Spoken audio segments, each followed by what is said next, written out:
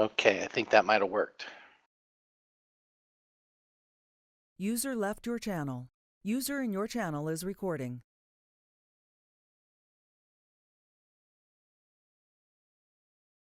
Just to make sure my sound is working, User you in your guys channel say started something. recording. Hello, 1, 2, Jason. 3. Okay. Yeah, coming through loud and clear. Yeah, All right, radio cool. All check. right, got you. All right. So it's 11 o'clock. We'll start. Here's how I want to run things. There's a lot of people in here, so let's not step over each other all the time. I've done this before, and basically the way it works is um, if you want to ask a question, you can either, why don't you post it in the chat? Not your question, just post in the chat that you have a question. And User then when I'm disconnected ready, from your I'll call channel. on you, and then you can unmute your mic and ask the question. How's that? Sound okay? Okay. So before we get started, I want to thank everybody for coming. It's been a crazy couple weeks, or actually in my User life, entered your a channel. month or so. But you saw the plan. We made the announcement. You see where we're headed with Sturmovik. So I hope that it meets with most users. User disconnected from your They channel. like the plan. User I'm not entered going to your be able to channel. make everybody happy possible. I'm not able to make every theater, every battle, every airplane that was in the war overnight. It's a very long process. I don't have a big budget. I don't have a big team. Nothing's really changed over the past 6 years since we started. I took over User Rise in of your Flight channel started operations. recording. Um, So there's been some ups and downs. There's been some decisions that weren't too popular. There's been successes. There's been failures. So it's just been a roller coaster ride since the beginning. But now we're at a point where we're moving in a direction that we think most of the community likes us to go. So that's what we're going to try to do. And again, I apologize if we can't make every single feature and every single improvement that you or your friends might want to see into the engine.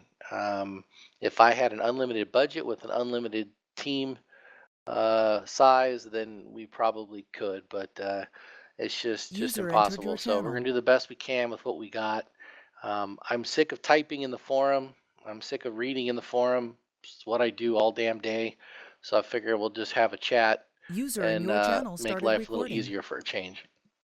So I know some of you are recording. That's fine. There's a couple of topics though I don't want to get to really discuss today because it's really not germane or relevant User to the disconnected new from your plan. channel. One is 1C in the company. That's really not our reason to be here today. I don't really have. I'm not going to say anything about the company User or the entered makeup your of the channel. company or finances or business or anything like that outside of general stuff I've already said.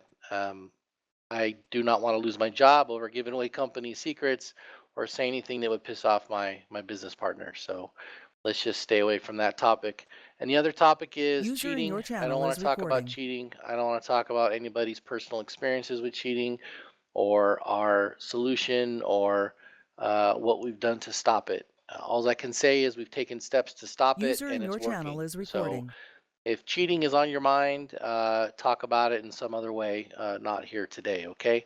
Let's just stay on questions about the product, about where we want to go, or any other general topics regarding the product itself, okay? So if anybody has a question, let me know in the chat and I'll call on you. And we'll try to go, I don't know, I might maybe try to go an hour or a little bit more. Basically, I don't have all day. It's Saturday. It's the one day I do try to relax, but I will I will try to get through as many as possible as quick as possible. Okay, DD Arthur, you have a question. Go ahead. Okay, thanks, Jason. Could you tell us a little more about your vision for the Battle of Midway and how you see it panning out? I know that's quite a big general question, but so we can get some sort of shape, an idea of what you envisage. And I mean, I'm presuming you're going to need the water technology from Roth and its channel map, which I think it was a fantastic thing, by the way. I mean, please tell us more about that. Okay, well, first we're going to go to Kuban, and then we're either going to do Okinawa, then Midway, or Midway, then Okinawa. Um, as far as how I envision it, of course, we'll need to have our ocean technology put back into the engine, which we did not put into the engine in the beginning. We have to port it over from the ROF engine, and that takes a little bit of time, but it's in the plan for Kuban. So we'll have an ocean technology back into the engine. I don't know if we'll improve it any or what changes will happen or if it'll be exactly the same. I don't know, but I know right now it's going to be put back into the engine. So for Midway, I've seen the comments on the forum that some people don't think Midway is a good choice. I see even some of the members on the team don't like Midway, primarily because they think that a small island surrounded by a lot of water is not all that exciting. However, the battle itself was extremely exciting. And I envision User in your channel is using recording. Midway to showcase our carrier technology when we get there, and to showcase our carrier operations, however that turns out. But the stars of the show, as far as I'm concerned, when it comes to a Midway product, is the ships, the carriers, the battleships, the destroyers, the cruisers, submarines, you name it. The battle itself was only a few days long, but it was such an important battle in the history of the war because for the first times, uh, actually, I'm going to say one thing, guys. Please don't type in the chat because I need that area to see who wants to ask a question. So please, let's not have like just typical chit chat. I apologize, but I want to use the chat so I can identify who has a question. Um, so back to Midway.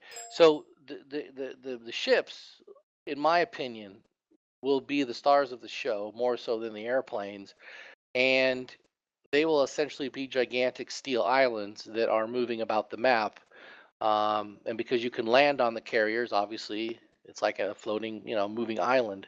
User in So your channel I is think recording. that the battle itself, even though it was relatively short compared to other battles, it was a pivotal battle. The sides were pretty evenly matched when it comes to the carrier warfare. I think more evenly matched than at any other battle in the war. Maybe Coral Sea, you could argue the same thing, but Midway had, I think, what, three aircraft carriers on the American side and four on the Japanese side. The battles were intense.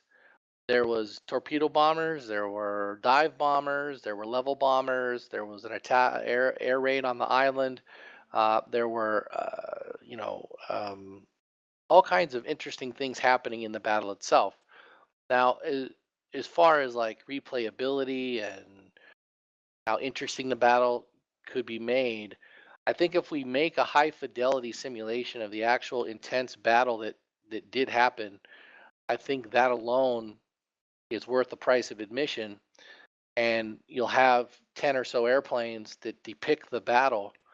And of course, those planes could, at some future date, be used in other parts of the Pacific.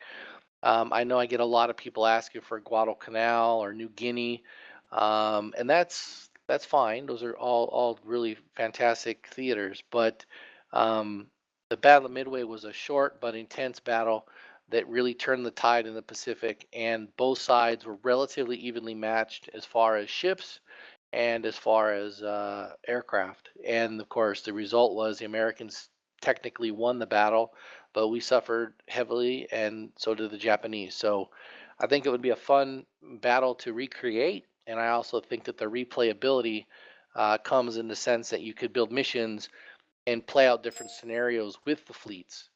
And with the air marshal and field marshal I want to build in multiplayer, I think it'd be more interesting to have two sides taking off in a multiplayer scenario where neither side knows where the enemy fleet is, and then based on information that comes back from recon planes, etc., or submarines or something, each side could plan the battle and kind of fight their own battle of Midway against another team, and the outcome may be different. So I think there's definitely some interesting scenarios that can be played out. So Arthur. That's I'm jumbling. I know I'm rambling, saying a lot of different things, but that's sort of my vision for Midway.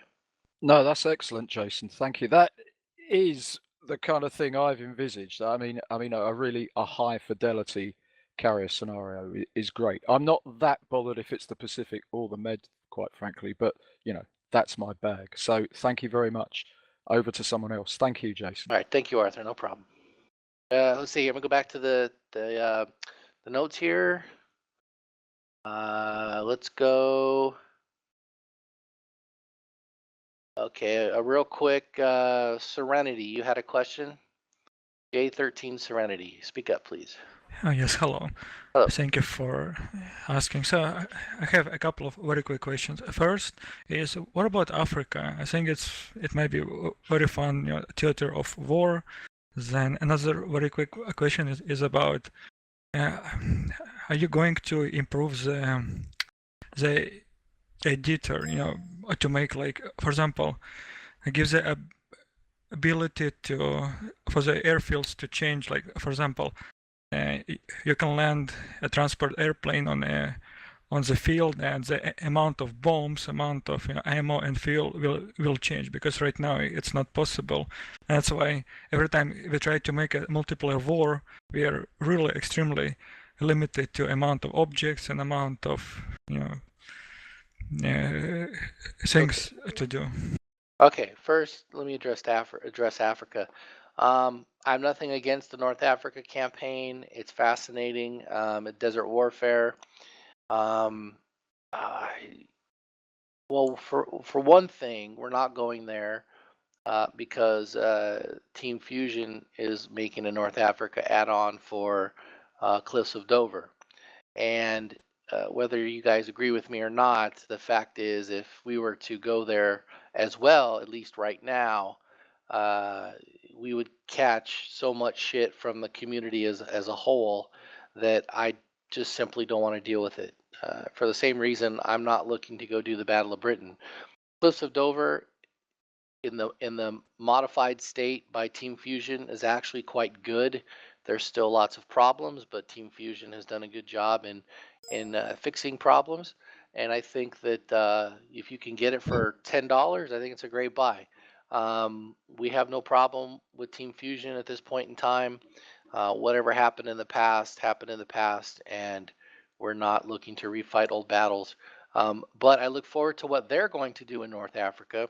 And if the opportunity presents itself further down the line, maybe we'll go there. But as of right now, Africa is not on our schedule.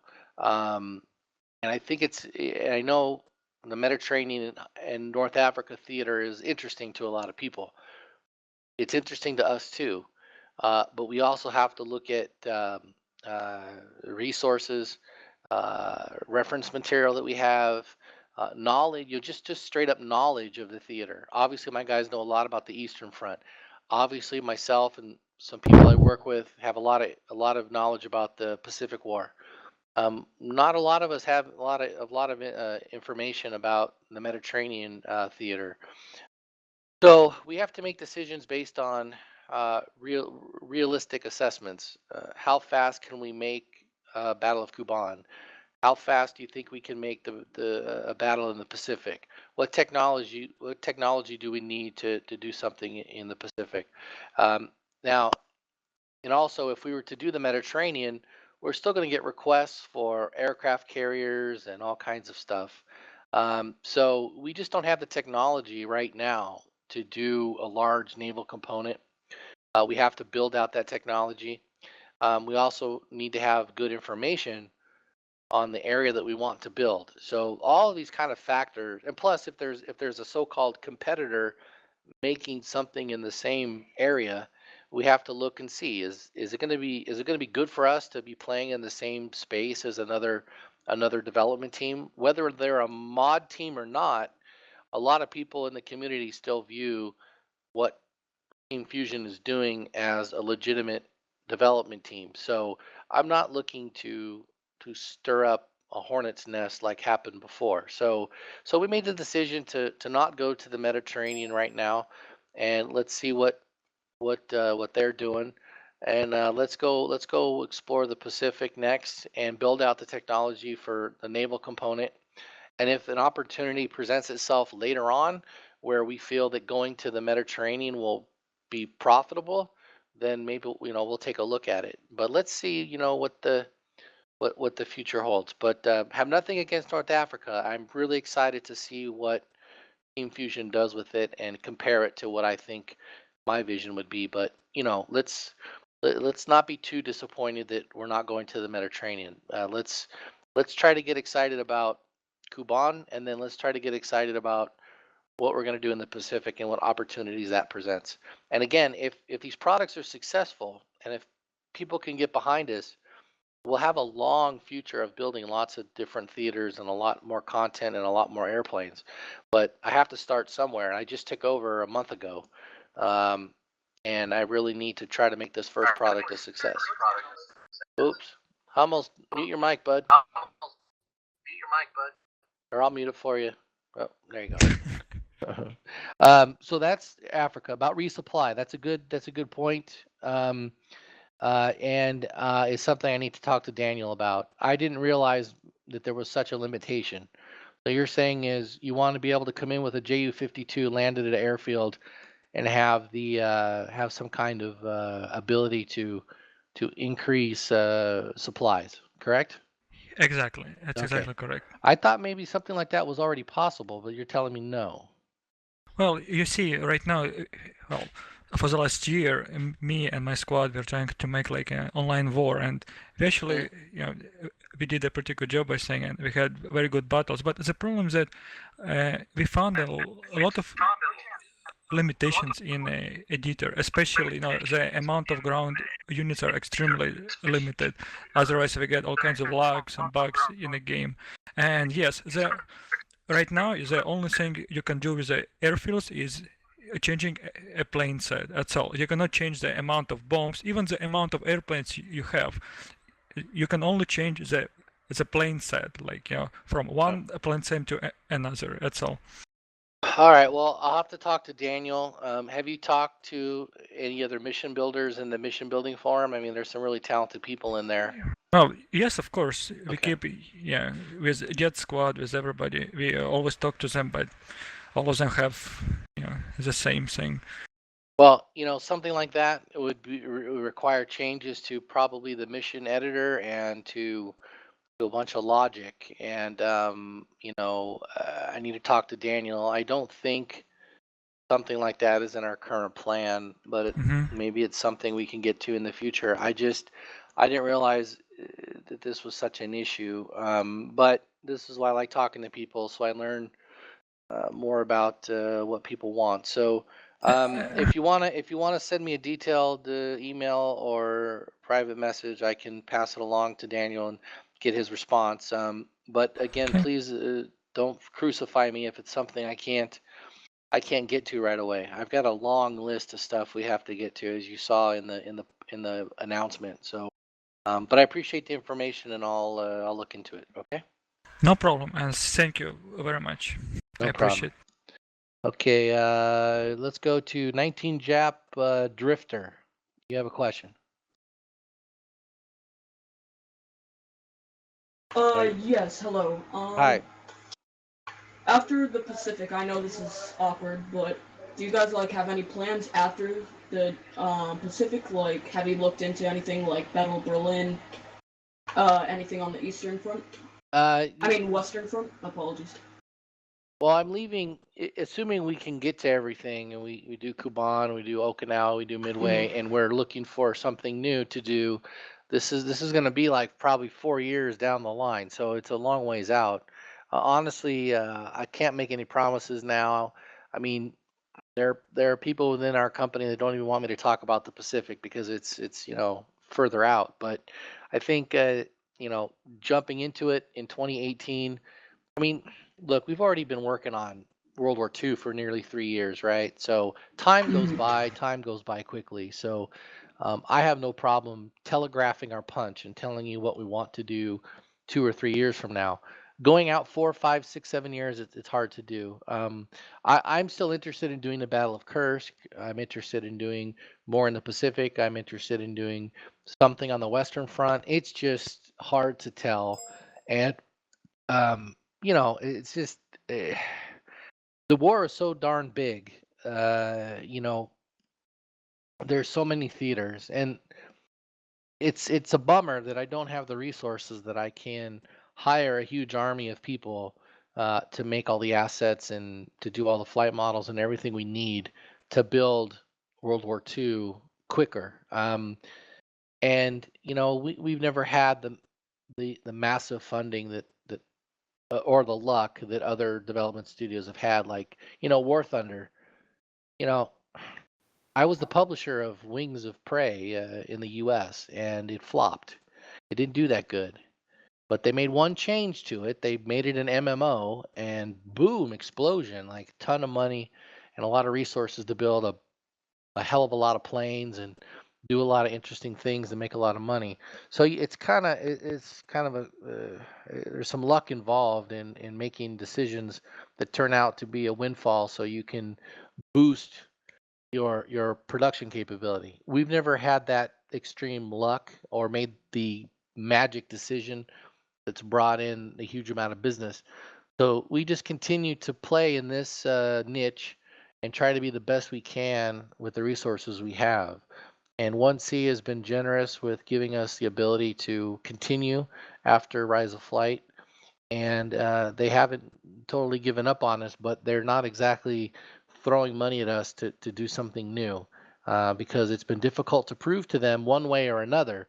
Should we go be like War Thunder, or should we go be like 1946, or should we go be like Cliffs of Dover? Should we go be like DCS? I mean, or do we want to chart our own path? And I think that the path that most of us want to stay on is be more like the original Sturmovik, which was a success. So that's why we've chosen the direction that we've chosen at the moment. But as far as after Battle of Midway or Okinawa, where do we want to go? That's up in the air. That's why I put question marks in the announcement. I just want to show you that the future's out there. We can go to other places, but we need your support today. We need you to get behind us today. Hope that answers your question. Yep, thank you very All much, right, Jason. thank you, Drifter. Okay, who's next here? Drifter, Kai Lei, do you have a question? I do. Thank you very much. Sound like an Two American. questions Okay. is, if you don't mind, is first off, I understand that your development budget is limited and things there are very limited things you can do. And what I'm curious though is that the development path that you've sketched out is obviously going to leave gaps in aircraft. Generally, like earlier aircraft or later aircraft, where you're really talking about, like, for instance, engine changes or minor armament changes or things like that. I was wondering if it might be possible to enable some sort of mod support where aircraft where you've specifically stated you're not going to develop, period, that could be maybe developed sort of like what Team Fusion does for Claude, where they could create an entire plane, make that available as a mod. The second thing I'm kind of curious about, as a member of ACG, where I spent a lot of time obviously flying in Claude, what plans there may be to expand the number of people that actually can fly on a server. The difference, for instance, between Claude is 120-man server versus this product, which is 84, and the number of AI objects that might be able to be supported in a server. Okay, about giving users access to our engine to do things like engine mods and aircraft mods. There's absolutely no appetite above my pay grade, to allow that. Partly because it's our engine is not designed to support that. Changing parameters of engine performance and other things like that nature require programming skills. Now, this kind of design decision to not make our aircraft performance moddable from a design standpoint was decided long ago before I was involved. And we're so far down, and quite frankly, there was no appetite to change it. So now we're at a point where what can I do in this area? I don't have we have to stop complete production on new content and new aircraft to go back and rewrite our system so that would be allowable. Or I'm going to give users access to our source code, which I can't do for obvious reasons, nor would my superiors allow that. So, with regards to modifications to the aircraft themselves or their performance, I'm afraid that's off the table at this point in time, and I don't have any foreseeable change coming in that department. And I'm not exactly thrilled about that, but that's what I have to work with at the moment. I can't get funding for anything other than doing more content and more battles. I can't get funding to change how our engine works or to to support any files or Lua scripts like DCS to make more aircraft. I don't have the ability to do any of that. So that's that's kind of an explanation as best I can say it without getting too nitty gritty in the company. Is I just can't do that at this point in time. I'm not saying I would never allow it if I could, but I have no way of doing that at the moment. Um, as far as the mods that we will allow, it'll be like Rise of Flight, except I hope to expand it to include textures, sounds, and any other file that doesn't affect the actual how the actual aircraft flies or the systems within the aircraft. Those are kind of the only things we really can't afford to give you access to because it's literally part of the code. You also mentioned multiplayer size real quick. I'd like to increase the uh, the amount of people, but I find it odd that 84 players is still a good amount of players. It's not 36, it's not 48, it's 84, and I don't see a lot of servers filling up with 84 people. I see one, maybe two over weekends. So if I go increase it by 40 players per server, am I magically going to get 100 full servers of 120 people? I don't see the logic behind it, and I find it odd that some squadrons won't even try multiplayer unless we somehow can get it up to 124 players. So that's puzzling to me because back in the day when I used to fly the old Sturmovik every single night, we primarily flew co-ops and we flew dogfight servers, and we didn't have servers up to 124 people, but people still had a lot of fun. I know Cliffs of Dover can do more aircraft in a multiplayer server than us, but there's reasons for that. Primarily, their systems or their flight models and physics and that kind of stuff, it's different than ours. Different engine, different solutions. I don't want to say it's worse than ours or better than us because there's always trade-offs. In our case, there's a lot of packets flying around that have to do with physics and other things that prohibit having so many players on a server. Maybe there's some things that we need to push client side that maybe currently exist server side that keep the number not to 124, but that's going to take time. It's going to take money and resources that I don't have at the moment. And I I don't even know right now who on the team I would task with rewriting our netcode because our team has shrunk and grown over the years. Um, Trying to find out how I can somehow increase the number of multiplayer people to 124 in a relatively short time without affecting the timeline of everything else that we're doing. I don't have an easy answer for that. Now, as far as optimizing for more AI, we are working on that.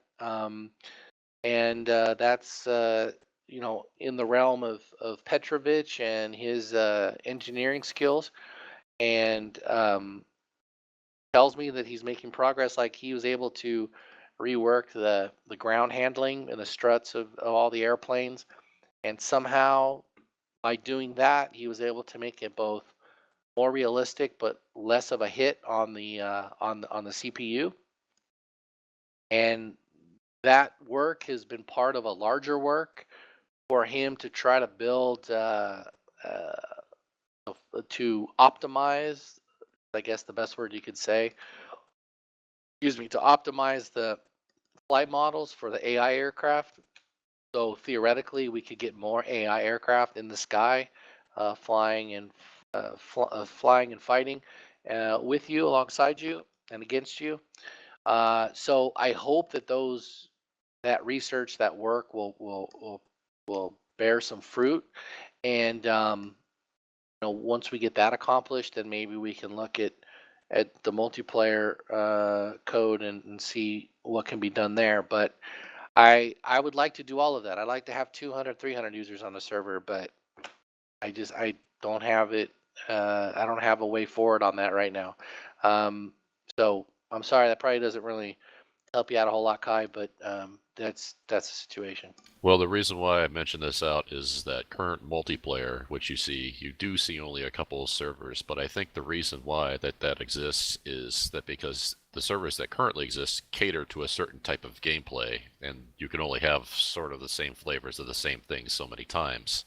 What I think multiplayer in game currently misses is something like Ghost Skies or something like ACG or something like that would exist actually for Battle of Stalingrad, Battle of Moscow, or any expansion that you would consider. And if you actually had something, a server that had more capability, that would encourage larger groups like ours, which I want to emphasize, I'm not like management of ACG, that has like 200 players that might be willing to play like every week, where you would have a jammed server, like that. But again, I understand the limitations that you operate under. Yeah, I mean, MMO style product has a huge amount of airplanes and players in the server doing lots of cool stuff. Is certainly appealing.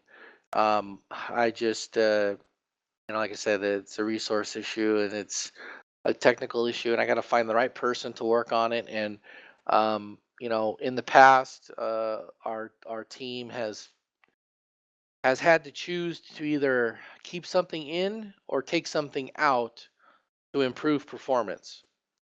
And I hate taking things out of the product, whether it's drawing a short draw distance to improve frame rate, or it's making the AI really stupid to put more AI airplanes in the sky. I really don't want to be forced to make those kind of changes or decisions.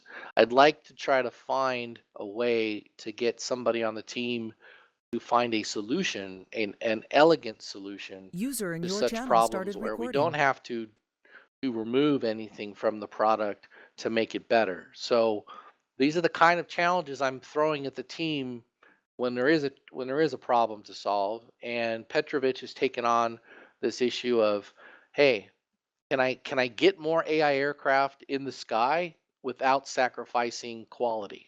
So he's taken that on, and it's going to take some time to solve. But every minute he's working on that is time that he could be spent working on some other issue. So it's always a trade-off. So I appreciate the comments, Kai. I'm sorry I don't have a better answer for you at this point in time, but we'll keep trying. An honest answer is the best answer. Thank you very much for your answers. Okay. Okay, Coconut, go ahead.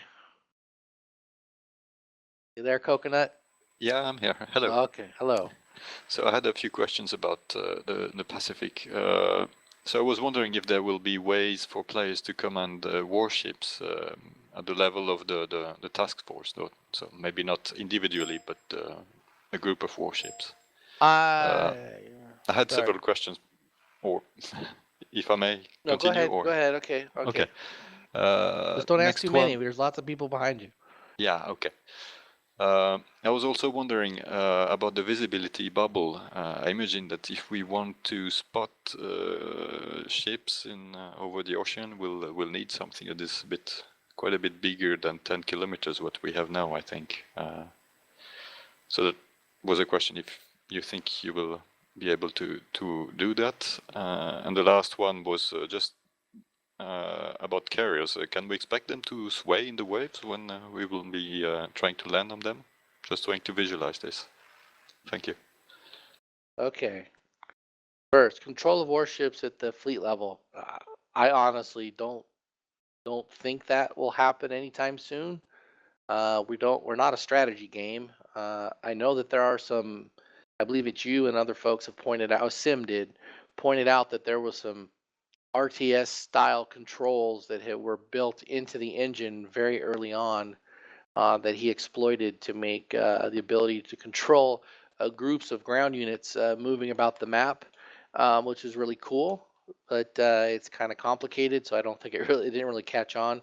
But maybe it's possible at some point, but primarily this will be decided by the mission builder, how the fleets react, move about the ocean, and how they react to attacks. Maybe we have to put some AI logic into the ships where they'll take evasive action or something if they're getting bombed. I don't know. That would be cool, but that's something we have to look into and build support for.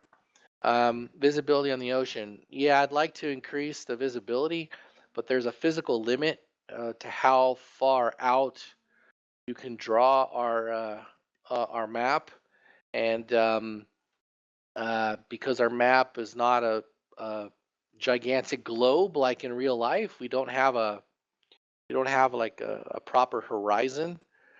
So we have to do all kinds of tricks to make it look realistic, but there's some limitations to where we're unable to draw things in a realistic manner.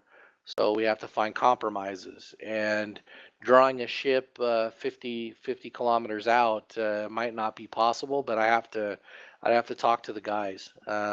So we're always going to be saddled with some kind of technological limitations that we have to find solutions for.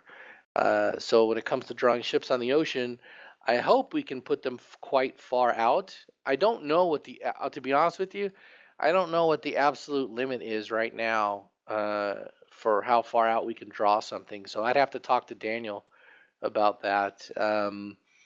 At least in the current maps that we have with the terrain. I know if we really wanted to, we could push out the draw distance of trees and things like that. But of course, there's always a performance hit, and it's also kind of an exponential performance hit because, if you draw a little bubble, let's call it times 1, you're drawing times 1. Then if you draw it another kilometer out, because it's a bubble, you're exponentially growing the number of objects that have to be drawn, like trees and buildings. And then if you go even larger, the problem gets even bigger. So, we're always in this battle between performance and visual quality. I'm hoping that we can push the limits of not only our engine, but push the limits of your hardware. But you also got to remember too, when we do that, when we push out the visibility distance on everything or certain things, we get complaints from customers because they have a system that's just not capable of drawing that many objects, and they always put the slider at maximum, and then they yell at us because we have a quote unquote unoptimized engine, and it clogs up our customer service support, and we're not able to. We then have to do triage and help people that really have problems with the game, as opposed to people who create their own problems with the game. And then the people, we can't give them a solution for people who have crappy hardware. Then they go to the forums and they talk shit about us, and then it hurts the product. So this is one of the issues that Albert tried to solve with the graphics presets, by simplifying the process, and it actually has slowed down the number of complaints from customers about performance. So, but I know there's a large contingent of people who want custom settings, who want to be able to tweak every little setting to get the visual quality that they want. Now, I come from that school of thought that more options the better. But there's a downside to that. And when you have a limited team with one customer service person, you're just asking for trouble the more options you give people. So again, it's a balance. You know, you got to outweigh the risks with the reward, and it's a difficult decision sometimes. So with regards to visibility, my general thought is I want to push the limits on visibility as much as possible, but at the same time, there needs to be a lot of education pumped out to say, hey, users, if you have a crappy computer or you have a computer that's 3-4 years old, you're not going to be able to run the game at maximum graphics. So you're going to be disappointed. You need to upgrade your computer. Now, that kind of logic used to work 10, 15 years ago. But for whatever reason, it doesn't work so well today, and we get a ton of complaints. So it's not an easy problem to solve. But yes, I would like to try to increase visibility as much as possible without ruining gameplay. Now about carrier physics, of course, we want our aircraft carriers to pitch and roll in the ocean. Currently, that's what our ships do in our ocean technology from Rise of Flight. It's something that, as far as we know, no other flight sim has really done properly. And we think that our ocean technology is pretty great. Would that have a hit on performance? Possibly. We haven't built any aircraft carriers yet, so we don't know how detailed the textures, we don't know how detailed of a model we can put in the game and not crash your frame rate.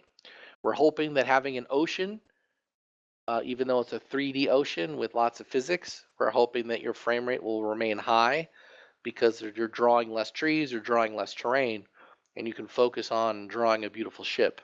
But yes, I anticipate our carriers having a proper physics model where they're bobbing and dancing on the waves. Are we going to have ocean swells of 20 feet or hurricane, typhoon type conditions? No, of course not. Can't do that. That answer your question, Coconut? Yes, thank you. All right, thank you. Okay. Lots of people here with questions. Sorry if I can't get to everybody. Okay, Shrapnel, you wrote a question in the chat, which I'll just answer quickly. You asked if we'll ever be able to have a player as a bombardier. I assume you mean as a separate person in the aircraft operating the bombardier station as opposed to the pilot always doing it, correct? I'll assume it's correct. Correct. I would Sorry. like that feature, but it's not in the current plan.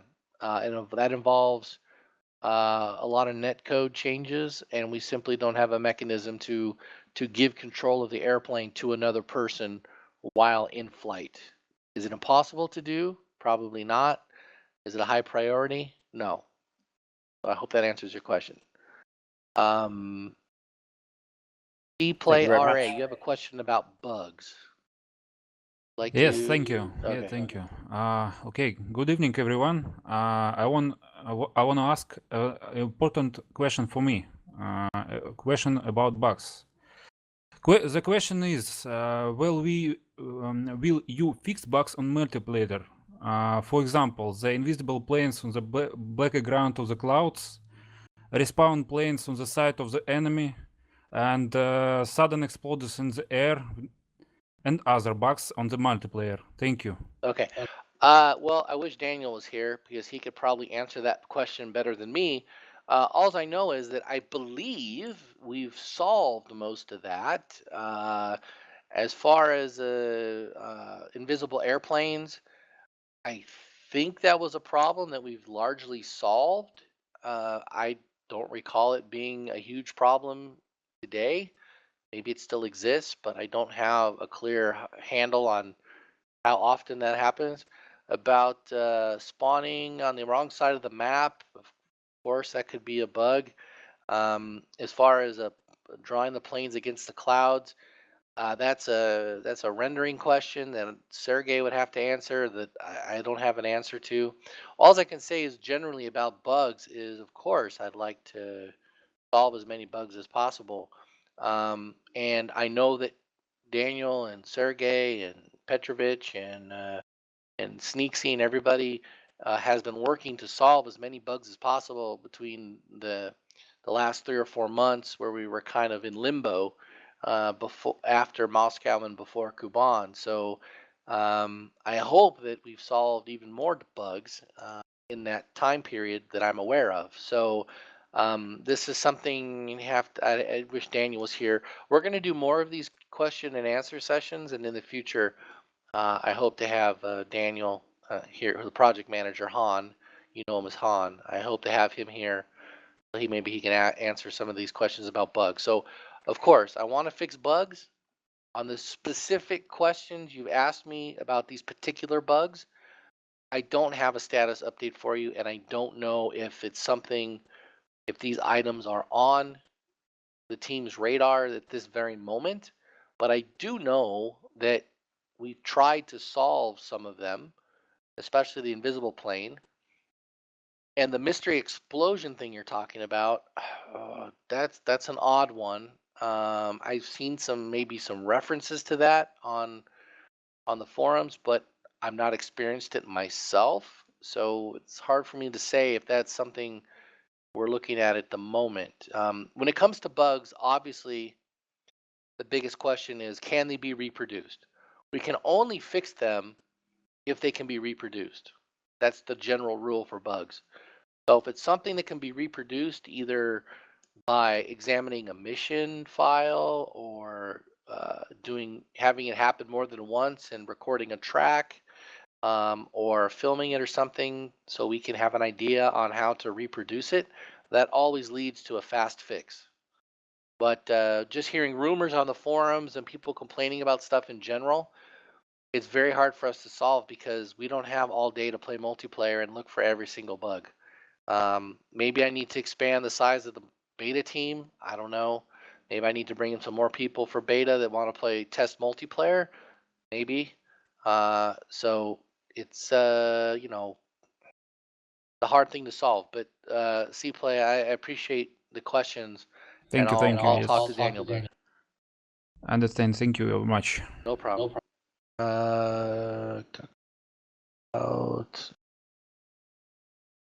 I'm just taking notes here. Okay, next question. I'm just going down the list. User left your sorry channel. if it's a little slow.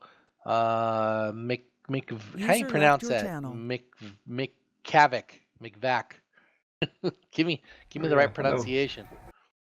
Yeah, I don't really know how to pronounce that either. McVac, I think. McVac. Okay. Well, Alright, yeah, what was your question? That's quite simple. I was wondering if the collector planes, if we will see them first, same as Battle of Moscow. You'll see the 52 in the Yak 1B by Christmas. But as far as the collector planes for Kuban, it depends because they're both new aircraft that we have to build from scratch. So I don't think you will see those right away. Or maybe because they're fighters and attack planes, you'll see them before you see the A-20, because the A-20 is a bigger aircraft.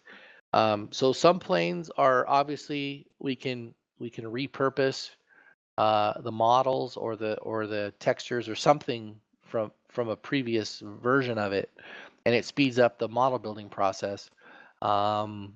Or maybe we can use its flight model as the basis for a new flight model to speed up the process. But when it comes to completely new aircraft that we don't have any assets for to work with, they take longer to make. So I think that you'll see the aircraft that we can build quickest first, and then the aircraft that take longer to build, you'll see further down the line. But the 52 and the Yak 1B are coming this year. Okay, that's answer my question. Sure. So the A-20B, that's like the biggest plane this time that will take most time. Well, I say yes because it's a brand new airplane that we don't know a whole lot about, so we have to learn. And Vix will have to spend a lot of time researching it. I mean, I just bought a book off Amazon that's 520 pages, all about the A-20, and it covers all the models, its history, and all systems, and all kinds of stuff. So it's like a huge amount of information we got to digest. Plus, we have to source drawings and cockpit pictures and all kinds of stuff. So that one will take a long time. The other big plane is the HE-111 H-16, which I don't know much about, but I hope that it will be not too hard to make because we have an existing HU-111. I'm sure there's some similarity, obviously some similarities, so I hope that will speed up the process.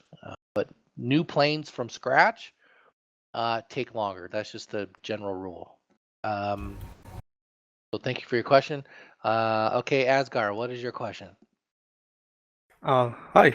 First of all, I want to say thank you for putting up with us on a Saturday and answering our questions. No problem. And I know you guys put a lot of thought into your plane sets, and so I and a lot of people on the forums, as I noticed, were wondering why you decided on adding the BF-109 G4 instead of the G6 that many of us were expecting. And another one was if you think there's a possibility that we could see modification packages for existing planes similar to what we have in User Rise in of your Flight. channel is recording. As far as modifications to existing planes, I mean things that we sell, like we've done with Rise of Flight, probably not ever going to happen. We kind of did the modifications for Rise of Flight out of desperation because we needed more revenue and we were all alone out in the wilderness trying to survive. And we came up with the idea of selling modifications because World War I aircraft were more or less experimental in a lot of ways, and some planes lacked equipment. So we devised that system, which actually worked very well, and then we eventually brought them into the actual aircraft. Or I'm sorry, I think we merged them with the weapon mods. So I don't think we'll be going back and revisiting modifications for other aircraft. I just don't see that being something that to find the time or the resources or the commitment from 1C to fund.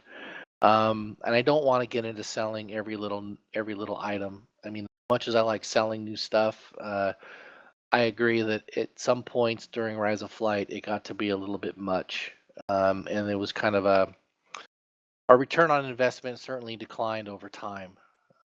So I want to try to avoid that system again if I can. The other question, I'm sorry, please repeat your other question, Asgar. Yeah, I was wondering about the decision to add the G4 instead of the Oh, well, from what I understand, and again, as much as I love the Eastern Front, I'm not an expert, and I'm not an expert on German planes. I just grew up idolizing American planes, and the Germans were the enemy. So I didn't really. I'm not a Luft fanboy or a Luft whiner. I'm neutral. I just want to make the best product possible. I like to make as many planes as possible, and when it comes to the Battle of Kuban and the research, and we evaluate our resources, I'm told by the team that the G6 and the LA-5F either weren't at the Battle of Kuban or they came very, very late, and in small numbers.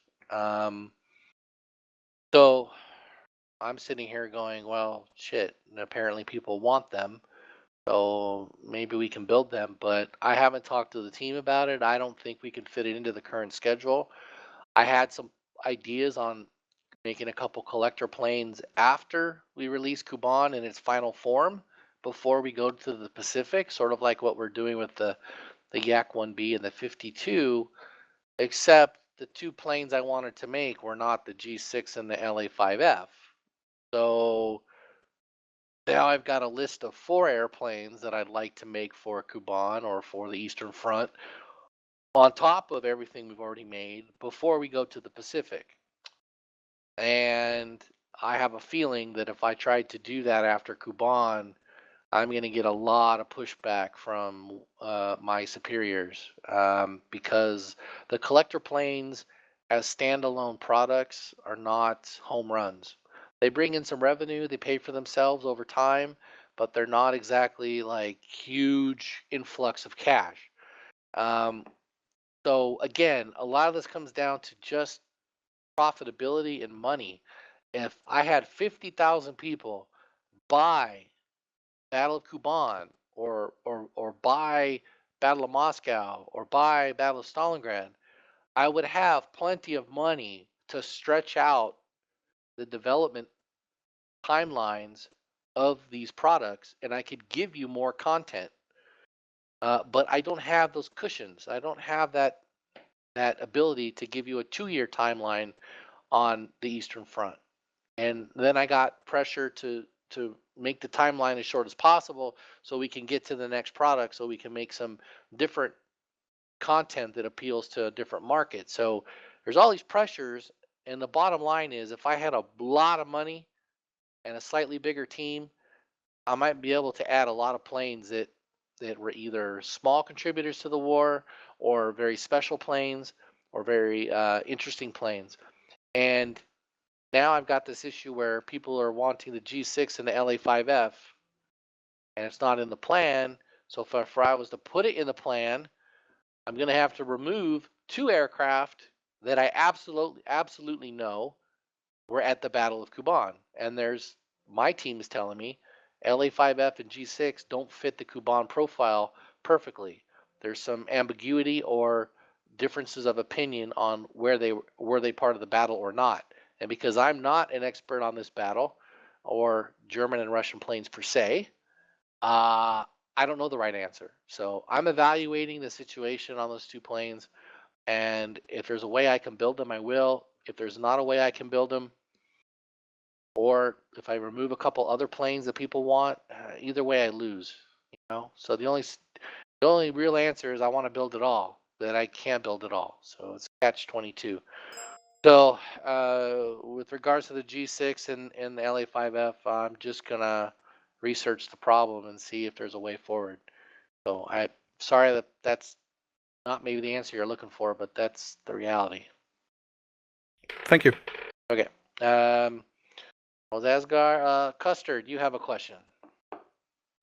Hello there, guys. Thanks very much for the opportunity, Jason. I was just No going to problem. ask about Okinawa. I'm just wondering if you're going to feature Task Force 57 from the British Pacific Fleet as well. Because obviously currently we've only got 2 belligerents, but it would obviously have multiple belligerents if you featured that as well. Well, as far as having a British contingent, I'm all for it in theory, and I wouldn't be against it. But I know that we'd have to add a module for the British contingent in our, I guess it'd be our mission building system, right? And it would have to be in our career system or campaign system. We have multiple belligerents in Rise of Flight. We have U.S., Britain, France, Germany, and I think we have Russia, but we never added Austria, Hungary, or we never added Italy. Why they didn't build out 8 or 9 belligerents in the beginning, I don't know. And I'm pretty sure that our current system only has 2 sides. So I have to talk to Daniel about, could we add a British contingent? My hope here is that when we go to the Pacific, I hope that I'll have the ability, or the community will have the ability or the opportunity to use our ship or boat building SDK and build some ships that are missing from the game that you guys would like to see. Because building a ship or building a boat is a little bit easier than building an aircraft. We had a couple people build boats for Rise of Flight, and it worked out pretty good. They were really nice. Of course, building a large warship is a whole different ball of wax, but it's been done before. It's been done in other products, and I think that somebody could build me a British aircraft carrier or a British battleship, and it was of proper quality, and it was all done privately without our having to hold your hand. I think we'd be very open to including it into the game. But as of right now, no decisions have been made regarding Okinawa as far as Japanese, British, American belligerents being in the game itself. But you bring up a good point, and it's something that I'll have to tackle at a later date. But thank you for bringing it to my attention, because which aircraft carrier was in Task Force 57 for the British? There were 4 carriers in. Which ones? Off the top of my head, I can't remember. I'll have to check. But Well, I'm not a big Pacific fan. But obviously, if you're bringing in the Pacific, particularly Okinawa, it was I think there was 11 American carriers and 4 British carriers, so quite a lot. if any of them, well, here's the thing: if any of them were the same design, right? Like in America, we have the Essex class carriers that appeared later in the war. I think we're at Okinawa. If we can build one model of like the Essex, right, or the Intrepid or something, and then we just need to clone it and put a different number on it, we'll have 11 aircraft carriers in no time. If the British have a design like, I don't know, with the Ark Royal or the Illustrious or one of those ships The that were Illustrious, I think, was definitely there. yeah, if that design was used to make a class of warships that were there in the Pacific, then clearly we could easily just clone it and put a different number on it. But I think the British, they didn't have as many aircraft carriers as us. I don't think. This not at the end of the war, and they were all slightly different in design. So I don't know how easy that would be to make 4 British carriers. But if we could make one, that might be interesting. But no decision has been made. So I'll just have to come back to it later. Many thanks, Jason. Appreciate it. No problem. Okay, Black Raven, how are you? Are you in China? Yes.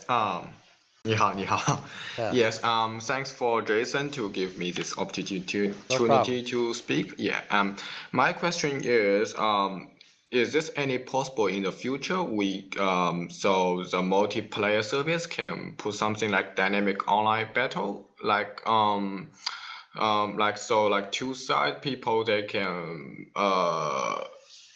it's pretty hard to describe it, but I think the Cliff of Dover they have similar thing with that. Is it possible to make it for the future IL-2? This is the first one, and the second thing is I see there are some plans like Battle of Moscow, like MiG-3 is not very like practical in the online battle. Like few people will choose to fly it because it's not like so good to use it, and most of people they still use planes or fighters in the Battle of Stalingrad, and it makes people they already buy the Battle of Moscow they not feel very good. At least my friends they told me something like that. So is there any in the future when the more DLC like Battle of Kuban making out, is there any limitation or at least for the aircraft for the specific time? So people buy the aircraft manufacturer in the later time and have a better performance. They won't like taking advantage or something like that. Thanks. Okay, Black Raven, let me try to. First, I didn't quite fully understand your second question, so I apologize. So we'll have to go back through it. But on your first question about an online dynamic war, all I can say is there's 2 ways to do that. One with the existing D-server technology, and I know that there are squadrons that are already running online dynamic battles using our existing D-server technology. I couldn't tell you how it's done myself. I'm not a good mission builder, but if you read the mission building forum or you ask people that are already running those types of servers how it's done, I'm sure you guys will be able to figure out how to do it. Also, we have the co-op system coming back into IL-2. So the co-op system used to be one of the tools that squadrons would use to make an online battle or dynamic war, as you're talking about. Instead of using our D server, they would use the co-op system, and you would fly individual missions, and the results for those missions would then be examined and affect the design of the next mission in the war. So all I can say is making a dynamic online battle or online war or campaign is currently possible. It just takes a lot of work, and I don't personally, we don't have tools that we can give you to make that easy. but I know that certain mission operators or certain virtual squadrons and server operators have already accomplished that. I would just suggest that you guys check out the mission building forum and the server forum on the website. And I know it's obviously in English, but you speak pretty good English, so maybe there's a way to learn more about that. Now, on your second question, can you just it was something about buying the airplanes maybe separately as DLC. I didn't quite follow your question. Can you repeat it though for me? Oh, sorry for it's kind of misunderstanding. It's my friend. They buy the Battle of Moscow. They Okay. make a little bit comply with something like, you see in the Battle of Oh, Moscow, there are some yes. old aircraft like I-16 and Yes. MiG-3. And Yes. for MiG-3, Uh-huh. is they are actually MiG-3 is a pretty bad design in the history, and they didn't fly very well. So like LAGG3 is not a very good design, so people didn't fly this in the online battle very frequently. Uh-huh. And but the problem is this aircraft was produced and used in the specific time, and right now on the online battle, it's no limitation for the aircraft, which means everybody is flying the best Oh, aircraft, okay. had Well, the best that's of okay. So performance. I Yeah. got you. So Black Raven. So we our our multiplayer environment is essentially we leave it up to the mission builder. We don't put limitations on mission builders or server operators and tell them you have to only offer these aircraft on your server. It's completely up to the designer of the server or of the mission builder. So, I apologize that your friends are unhappy with everybody flying one particular aircraft that's the best one, but that's not something that us as a company can police. We leave it up to the individuals to decide who, what airplanes, what loadouts, and what quantity of airplanes are available on the server itself. So the only thing I can suggest is for Chinese users who don't like the current system or the current offerings in multiplayer, I would suggest that maybe you guys form your own little community and make your own servers with your own plane set that you guys feel is fair. You guys can have the type of battle that you're happy with. I'm sorry I don't have a way for us to control that for you, but I think that if the Chinese community can continue to grow, and obviously Chinese people are very smart, and you have a lot of talented people, you guys can make servers that are designed in the way that you guys like to play. Does that make any sense to you? Yeah, makes sense. I mean, at least this is only a few of my friends are making that comply. Okay. Can I? But sorry, but is there any possibility for Chinese localization? I know I speak very fluent English, but most people they can't do this. Yeah. Honestly, if the company want to make the game localized, I think lots of people, like, at least like me, can do the volunteer work. Well, okay. Okay. There's two issues. One, I've talked to the guys, and I think we're gonna have a Chinese section of the forum. You guys can converse in Chinese. I believe our forum supports the technology, supports the Chinese language. Okay. So you can speak with, you can help grow the Chinese community.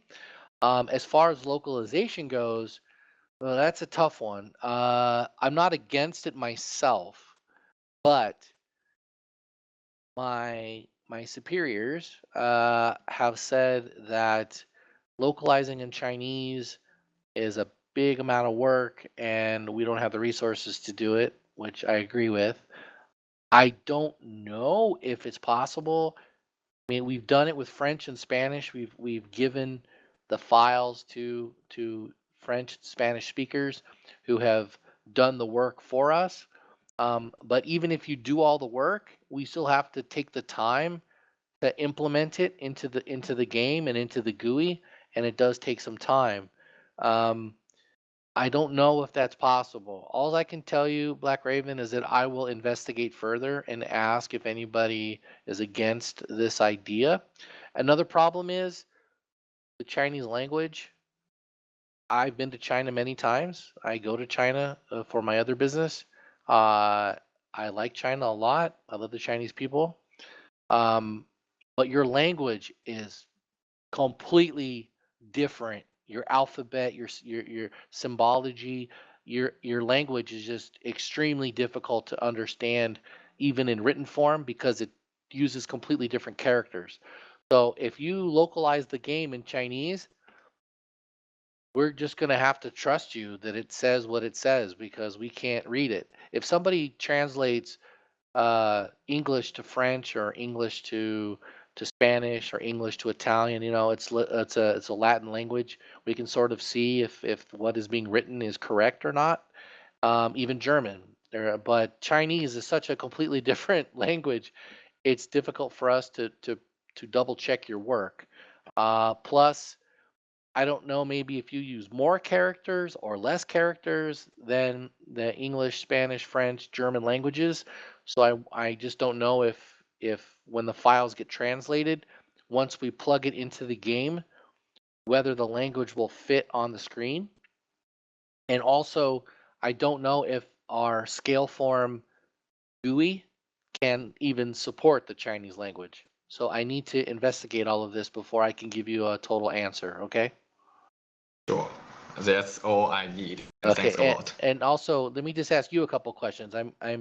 I'm intrigued that we have Chinese customers. I just want to know, like, where do you live in China, and where do a lot of these players that you know, what part of China do they live in? Okay. Thanks for that because this is part of reason my friend asked me to come here. First of all, right now I'm not living in China. I'm living in Australia. Oh, okay. But I'm from China. Right. I just live in Australia for a few years. So basically, we have a community. It's like a form, also like official IL-2 form, but in China. It's called Dream on Fly. We say Right. it's the so people play this game like the old version 90, I think it's 1946. 46, yeah. Yeah, a lot, and I quite enjoy about that. But the problem right now is because lots of people they play this game, their age is pretty old, like 40 or 30. Right. Like few people like me, like 25 or something like that. So which means they didn't speak very good language and they can't even understand the English alphabet. So how could you expect them to understand that? For me, it's pretty easy, obviously. Right. Yeah. So Okay. and consider like they have a lot of marketing. That's why I say like it is possible to localize because it's benefit for both of us, right? Yeah, if it could be localized, I'm not against it. I just don't know how much time and effort it would take for us to help you put the localization into the game because the Spanish and the French have, even though the work is done by two other people, it's taken up quite a bit of our time to insert and get the support for the languages in the game. And because the Chinese market, we don't have a lot of players at the moment. I'm not sure if they're going to allow me to devote the resources to do it. But let's start small, okay? We'll have a Chinese section of the forum, Yes, and that's we'll start there, and we'll see how it goes. I know about the Chinese website. Mr. AT6 has contacted me on various occasions. yeah. So He's a leader for the DOF. yeah, so we'll try our best to work with our Chinese friends. I just know that selling the game in China is just not going to happen. So I know that then they would have to purchase the game directly from us, and I'm only concerned about how the credit cards will work, how the payment will work. Yes, So that's another concern. So I'd like to expand the Chinese market without actually having to sell the game in China, right? So I know you have the Great Firewall in China too, so I don't know if our website would be blocked or anything like that. So, it's working with China is not so easy. Your government doesn't necessarily make it so easy. So, anyways, let's start with a section in the forum and let's continue the conversation, okay? Sure. Thanks for All that. right. Thank you very much. Okay, Syndicate Mike, go ahead. You're live. Yeah, hi. Thanks a lot, I feel like I'm Jason. on a radio show. Yeah. First of all, a quick comment to something you said on Custard's answer. Over at Syndicate, there's already some chatter to get the boat building team back together, if that becomes a possibility. Okay. My question is about the air marshal system that you Yeah. kind of mentioned. That really intrigues me. And could Yeah. you flesh that out for me a bit? Okay. Well, I wrote a whole paper on it and I gave it to the guys months ago. But basically, people are asking me, Jason, why does multiplayer so boring? Why aren't we have more players in multiplayer? What's the problem? And when I talk to my friends who play Boss on a regular basis, I find the same. One, they're how can I say this? The multiplayer community has changed over the years from 1946 back in 2005 or 2003, 4, 5, 6. And the people that are left still playing multiplayer are kind of the hardcore of the hardcore people. However, there doesn't seem to be the interest in organizing yourselves the way it used to happen with the original Sturmovik. And I don't know what the cause of that is, and I don't know, maybe I'm wrong about that, but I know that like for myself, like I thought about I wanted to get my old squadron back up and running, and for various personal reasons and because of work really, which is the game itself, I didn't do it, and I found it difficult to get up the energy and the drive to like get it going again. So I can understand how the hobby has changed over the years as we get older, or maybe we have younger people who are playing who don't have that virtual squadron mentality that some of us older guys had. I don't know. But I try to think of an idea that would kind of make multiplayer more interesting. And one of my friends, he's in the U.S. Air Force, and he's not on the. I don't see him in the chat right now, but he is actually has a history of serving in the U.S. Air Force as a combat comms guy. And when I used to play Arma 3 with him, I would listen to the comms, and he was really good at directing people where to go and what to do. And a light bulb went off, and I was like, it'd be more interesting if we had somebody like this in our multiplayer environment that was acting like headquarters, or acting like ground control intercept, or acting like air traffic control, and essentially directing people who join the server, either a squad or individuals who can team up and say, hey, I've got information here in front of me that says there's an enemy force in this sector in this grid square. Please go investigate or attack it. Or guys are turning back to base and they want to, they want to land at the base. Maybe we should line them up in some kind of air traffic control environment. The only way to do that is to make a special screen for a user on a server, not multiple users, maybe one guy looking at the air units and one guy looking at the ground units, and basically give those people only certain information, that would be gleaned from the fog of war, right? And that person's job would be to manage the battle essentially.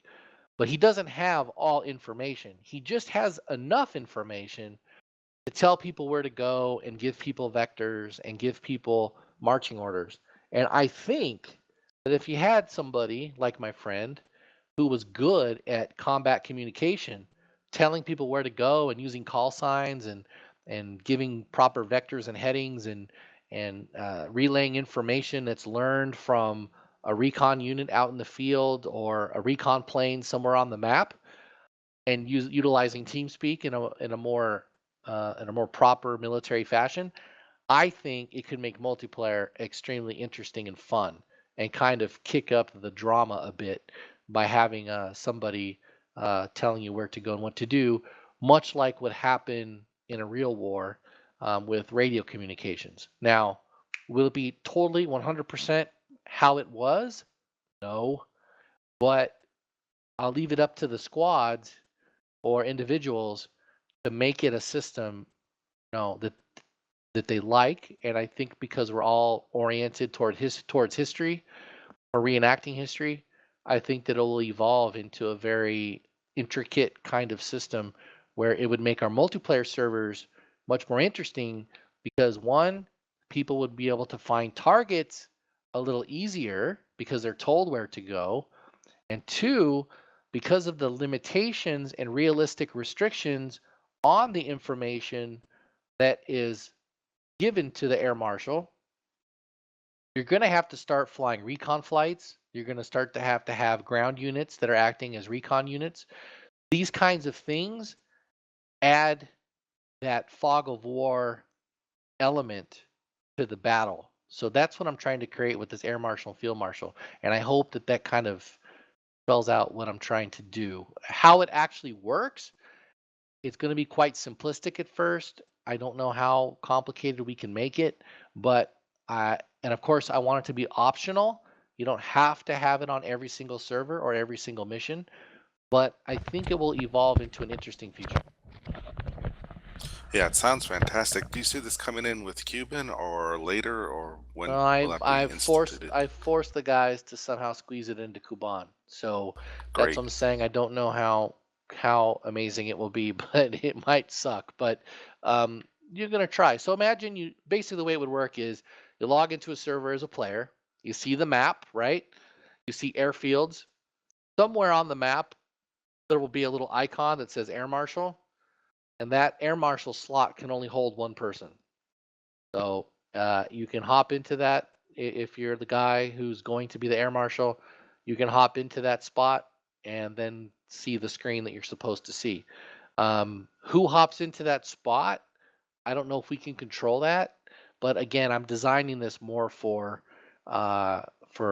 regular servers who, like a syndicate or somebody that has an organization that we can control, who would be the air marshal or field marshal, or your server doesn't have that option even available. The point is, I know there are people in the community that would really have a good time being the air marshal, and they're good at communication and they have military backgrounds, and I just think that it would add that a different element to the multiplayer environment that we're currently lacking, which of course I would hope would increase interest in the multiplayer. Have you been over to the DED Expert? They do a little of this, although it's all animated, and I'm not sure how much of it's Fog of War influenced or not. I haven't really examined it closely or anything like that. I'm sure they're probably doing something, but my point was my whole goal is to have a human being the person that's really involved in that, instead of having to worry about doing all kinds of complicated communications on the screen with with animations and stuff. Sounds fantastic. All right, thanks. Appreciate that, Mike. Let's go to Bonsai. There, Bonsai? Yeah, okay. Hi, guys. Hi, Jason. Hello. I have just a quick question about marketing of the game. I have no money for marketing. Yeah, so the challenges you're facing, I've noticed that there's very little exposure in the mainstream gaming magazines like PC Gamer, IGN, and GameSpot. You did an interview in GameSpot, but that was 2 years ago. Yep. And then last article in PC Gamer, for example, was in 2013. Now, so like what got me into Rise of Flight and flight sims in general was a very good article in PC Gamer back in 2012. Okay. I tried Rise of Flight. I got hooked. I spent money on planes, supported yourself, the devs, and got Battle of Stalingrad and all. So was just wondering, why is there so little exposure? There's not a word about Battle of Moscow or Yeah, now I know. Kuban or anything. What's the challenge there? Well, the challenge is that the mainstream gaming media has, well, one, they don't give a shit about flight sims in general. Two, uh, we spent a lot of money back in 2012 and 13 about for marketing of Battle of Stalingrad, and we learned a couple things. One, we did a press tour that some of you saw. We were on, I think, GameSpot TV or something. It was just this whole thing, and we traveled to LA. We went to San Francisco. We tried to set up interviews. We tried to set up, demos and all this stuff. And we spent a lot of money doing it. We had the event on the Hornet to bring in the media and press to check out the game, and a lot of money was spent, and we got hardly anything in return as far as exposure or an increase in sales or interest from the general public. I'm tickled to death to hear that you uh, found out about us through an article. That's really cool. However, you're you're one of very few that I can point to and say, "Hey, that guy came to us from PC Gamer," because there's really no metric that I can use to to prove that money and time was spent with PC Gamer paid off to any large degree. So 1C has essentially decided, like, hey, we're not going to spend a lot of money on marketing, because at least mainstream marketing, because we didn't see a return on investment. Matter of fact, the guy that was running marketing for 1C Games back then is no longer with the company. So, they've basically given me no marketing budget. Now, the other problem is that the mainstream gaming press virtually doesn't exist anymore. Even PC Gamer has changed. There used to be other magazines. There used to be other websites. They had much more influence. The problem is everybody's a reviewer now because of YouTube, because of blogs. It's really, talking about products and marketing your product, how you do it has changed a lot. So probably need to embrace social media. We probably just need to get better at our marketing with the platforms that are available to us for relatively small amounts of money. Try our best to build an audience that way. Now, I will say that I'm extremely irritated at the mainstream gaming press for not having at least one article about Moscow or contacted us. We've reached out to them, we've reached out to people, and they just ignore us. And they tell us, we don't have anybody on our staff that plays a flight sim. Even if you send us the game, we're not going to know how to play it. There's only a couple people left, like Tim Stone was one, and a couple other people that even had a relationship with PC Gamer that could write an article about the product in the magazine or for their website. So part of our problem is the media has changed. We have no marketing budget. The marketing we tried in the past was not effective, so there's no appetite to do it again. And we just need to get better at using the tools we do have available on our at our disposal. So I appreciate the question, and I'm interested to know that that's how you found out about us. That's really good to know. So we're definitely going to have to spend some time improving our marketing, and that was part of my presentation to the company when I visited them last month. So I'm aware of the problem. I just don't have an easy way to fix it, and I can't throw money at the problem. I gotta somehow be creative. That's why I'm trying to increase my communication with the existing marketplace, because there are quite a few people who are aware of our product, but have purchased one of our products or more products. I have the ROF community to build on. I have the Boss community. I have the 1946 community. I have the Claude community. So if I can just get the majority of those people to buy our next product, we'll be just fine. But as far as reaching out to the mainstream audience, like even, let's face it, even War Thunder doesn't get the love that it probably deserves, and it's more of a mainstream game than any other flight sim out there. It actually World of Warplanes. Are they burning up the charts? Have they gotten a ton of coverage? Yes, they've gotten more User than left us. your channel. But I tell you, every single bit of coverage they got, they paid for. Yeah, so it's mostly now sponsored coverage, and the magazines, they don't care about actually reporting or reviewing the games if Yeah. they're not getting paid for it. Is that what you say? Airplane, yeah, games involving airplanes where they actually have to learn to fly a plane because there's like a barrier to entry, and yeah, we have mouse control too, and so do they, and all this stuff. But I've tried to tell the team that just because you have mouse control doesn't mean you're going to find new players. It has to do with flying. People just don't have the patience to fly.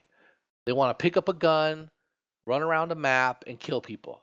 They don't want to learn to take off. They don't want to learn to dogfight. They don't want to learn about tactics in the sky. They just want to pick up a gun, run around a map, and kill people.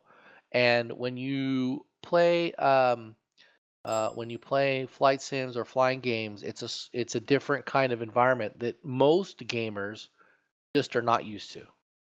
So it's a hard sell. Okay, just to wrap it up, I wanted to say it's greatly appreciated that you communicate more now with your Western audience, because for the last couple of years, my kind of feeling was that we are kind of second-class customers. There was loads of communication on the Russian forum for every update. Every Friday that there was a diary, you could see Loft answering loads of questions and all, and then we're on the Western side. Well, we have to scramble, maybe translate. Someone came in and said, "Oh, the Russians said this or that." So yeah, it's good I to know. see that you're engaging with us now, and it's greatly appreciated. So Well, thanks, Jason. no problem, Boz. I appreciate it. But let me just address that real quick. Loft and Han, they speak Russian. That's their native language. They speak English, but the Russian community is their bread and butter, and it's easier for them to communicate with them, just like it's easier for me to communicate with the Western audience in English. Now, the challenge for me is how can I also communicate with the Russian community as effectively as I do with you guys? And that's a big challenge for me because I don't speak Russian, and events like this where there's a lot of talking for a couple hours, it's difficult to transcribe it all. So there's a big challenge there. The two cultures, the two communities, the languages are just so different that it's hard to give equal time to both sides. But I understand what you're saying. If I would have been more involved in the development over the past couple years, there would have been more communication from me. But I was essentially sidelined for the past 2.5 years, so I didn't have a whole lot to say. And when I did say stuff that even approached defending the decisions that were being made, even though I was trying not to piss off my Russian friends, but at the same time try to influence the product behind the scenes as much as possible. I was in a difficult position to do what I wanted to do. So things have changed. Things are different now. Let's hope my time at the top is a success and we can keep going. So I'll do my best to communicate to both communities as best I can. So thank you, Bonsai, for that. Let's move to. You guys are putting stuff in here. I gotta find where I was. Hiromachi, Michael, what do you have for me? Hey, Jason. Hi. Well, actually, the first question was already partially answered because I was exactly going to ask about the localization for the Asian markets, although in particular about the Japanese market. Since you're planning Midway or Okinawa, it would be a perfect opportunity to catch those, potential markets. Yeah, but the problem I see with the Japanese market is their language is even stranger than the Chinese language. Don't they write up and down instead of side to side? Well, as far as I understand, it's actually easier to learn Japanese than Chinese due to simplified alphabet. But I'm no person to judge this. I'm no native either way. Again, it would be a challenge, to localize it for Japanese. I'm not against it. I'm not against localizing for anybody. It's just a matter of time and resources. So we do have Japanese customers because I see them. I see them make purchases, and I see their email addresses. So I know that we have some, and I can see them. You know, the little community that we have.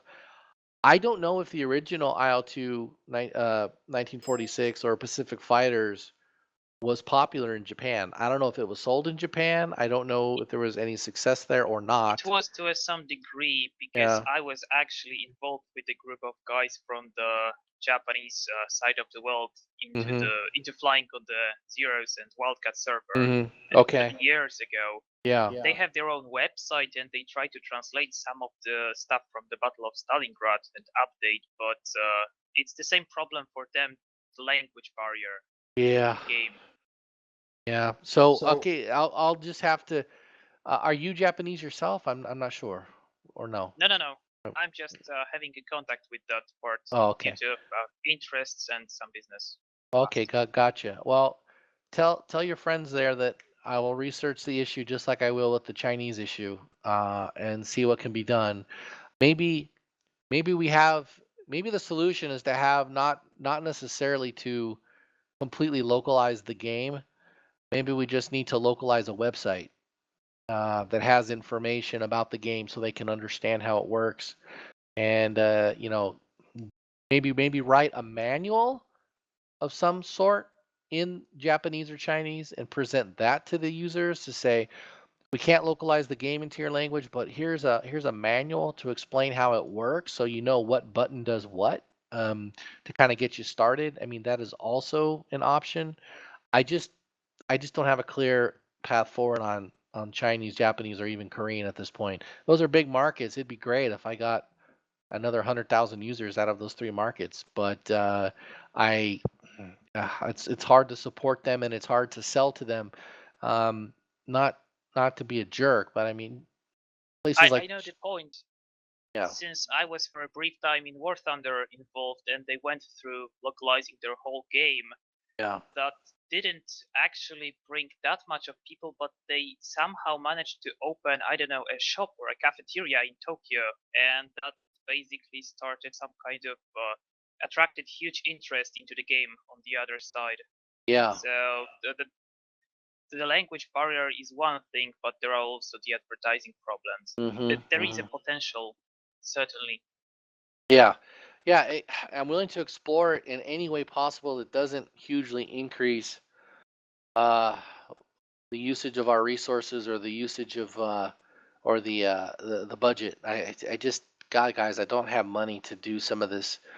You would think would be rudimentary, no-brainer type of things. I just don't have it. So that's why I'm begging everybody to buy Kuban and buy everything that we sell, because the more money I have, the more possibilities opens the door.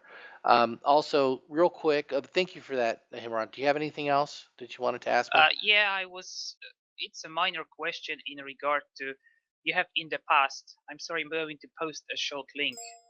It's about the poll in regard to P40 and the Hawker Hurricane. It was really nice to be asked about the players, the ability to choose what they want in game. So I wanted to ask if there is something like this could be expected for Midway or Okinawa, that you're again going to ask people in this form. I'm not opposed to that, but it really comes down to a point where we have a completely open question of what airplane should we build. Like with regards to Kuban, I know what we need to build, and I know what planes you guys are looking for. When it comes to the Pacific, maybe there's a situation at some point where, guys, do you want us to build a Japanese seaplane, or do you want us to build, or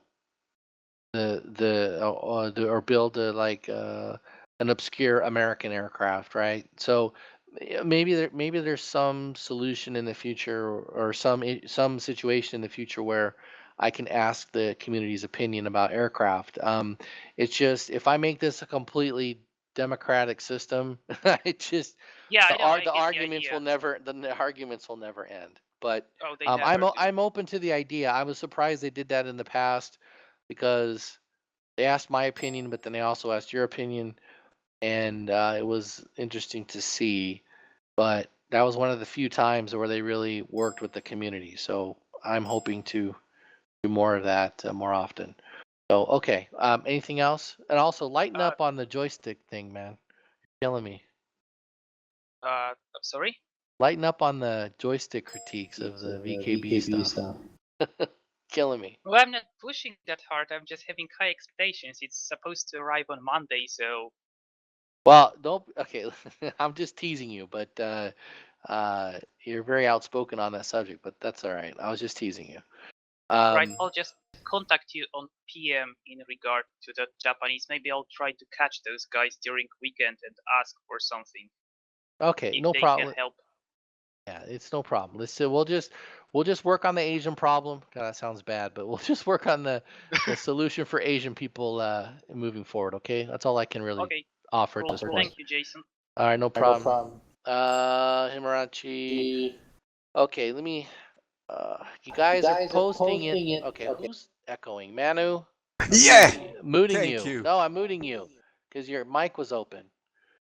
Hold on a second. Guys, I asked you not to post in the chat. Now I can't see who wants to ask a question. I think I was the next one. Who's that? Am I correct? Okay, no, I thought I already asked you. Oh, are you next? Okay, we haven't talked yet. I had another question. But No, I think, well, hold on. I did you. Hold on. I did Custard. I did Black Raven. I did Mike. I did Bonds. I did Himurachi.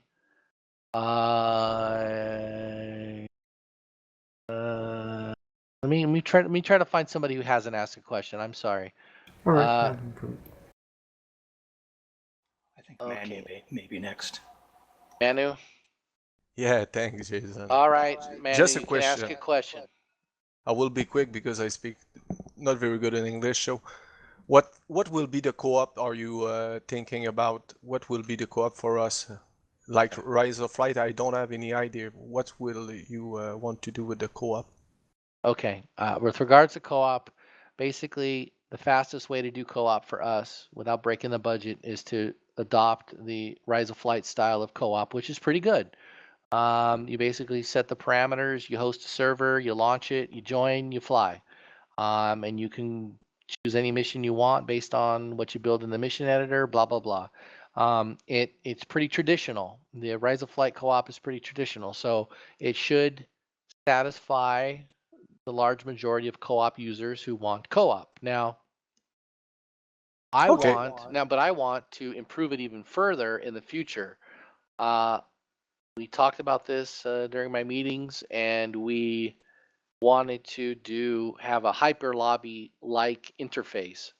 But to do that would require a lot of GUI work.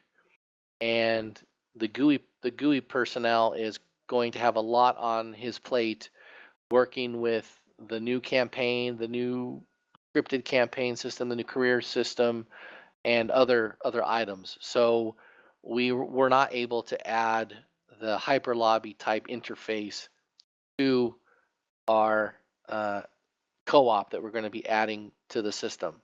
But in the future, maybe with Pacific or some other title, I can add that in because we'll have the time and resources to do so. But co-op, I always used to enjoy co-op. I still enjoy it, and I'm hoping that Squadrons will then see we have the co-op system, and it'll be an easier environment for them to get involved with and fly missions than necessarily having to set up a whole D server. So that's it on the co-op. Okay, thank you for the answer. No problem. Drifter, I see you wrote a question in here that I'll address, even though you typed it in. People have asked me, can we just donate money to the cause? As much as I would like that, 1C isn't too thrilled with begging people for donations. They'd rather sell product that sell in a marketplace. So I don't have an answer about donations other than 1C is against it. If there's some way to offer some opportunity for users that really, really want to donate without any kind of expectation of return for that money, I'll try to find a solution. Maybe there's something you can purchase from us that's very small, but you can purchase it.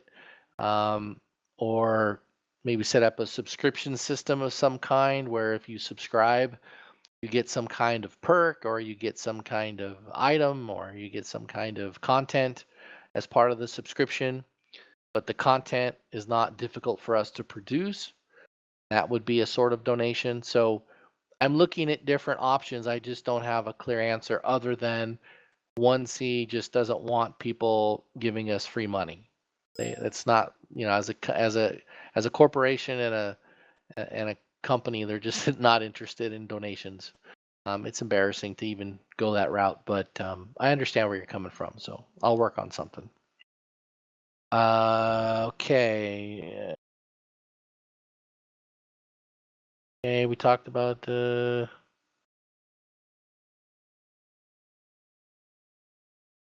I'm sorry, just give me 1 second, guys, to catch up on here.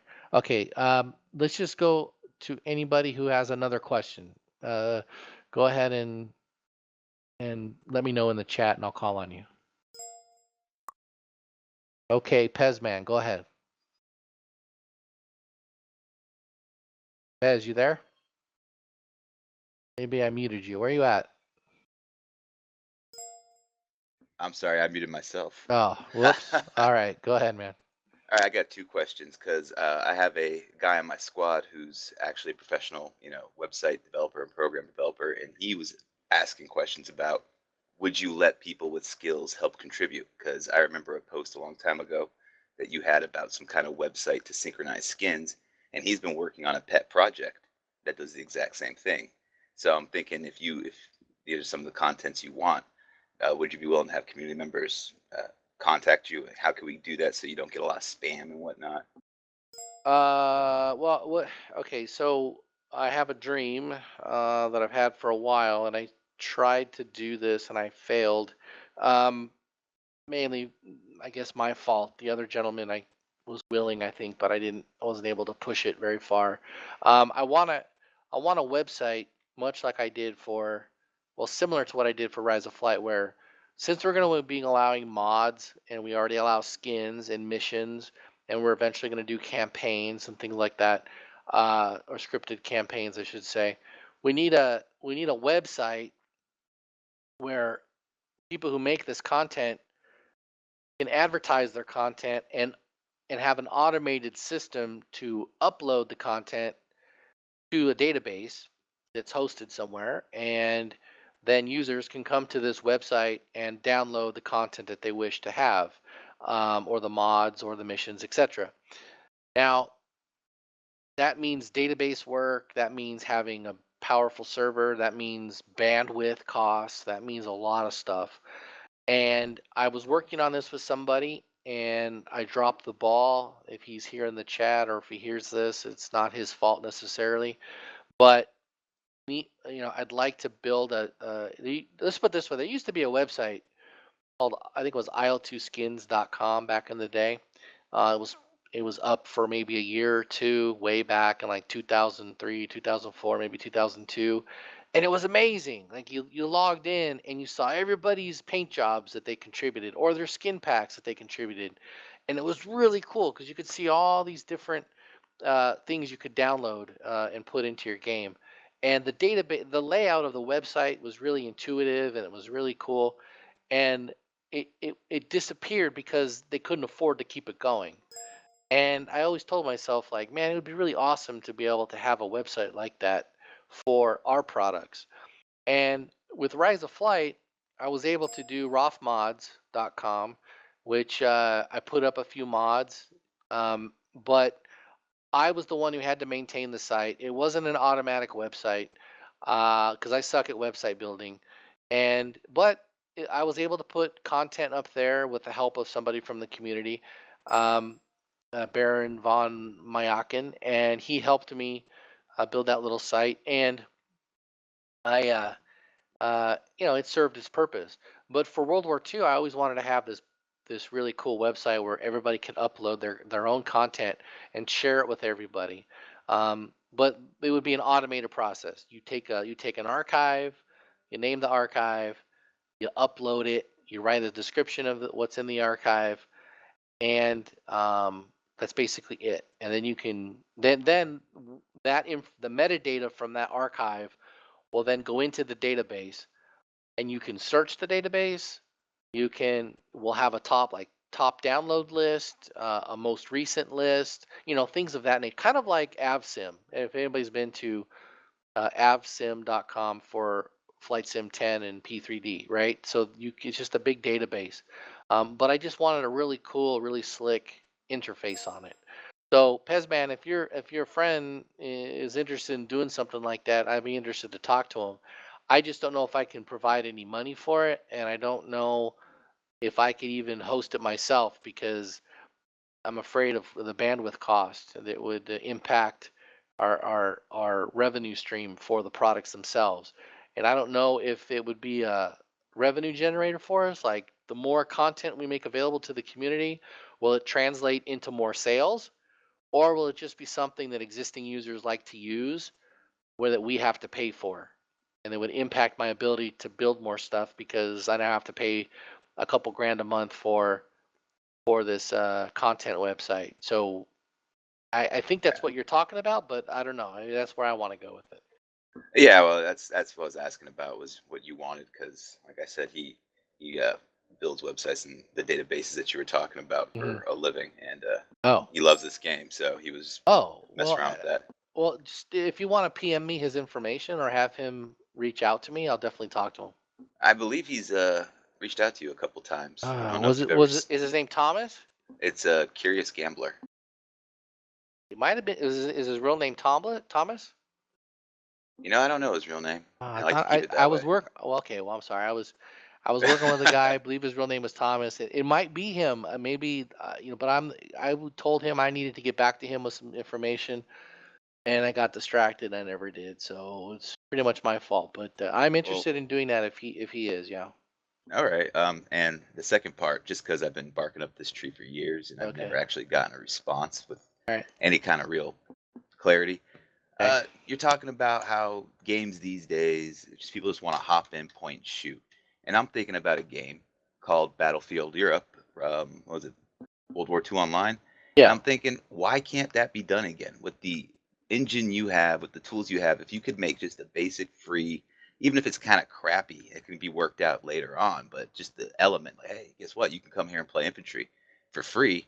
Get the maps. You're still talking. You're still talking millions of dollars in investment. Woo, millions.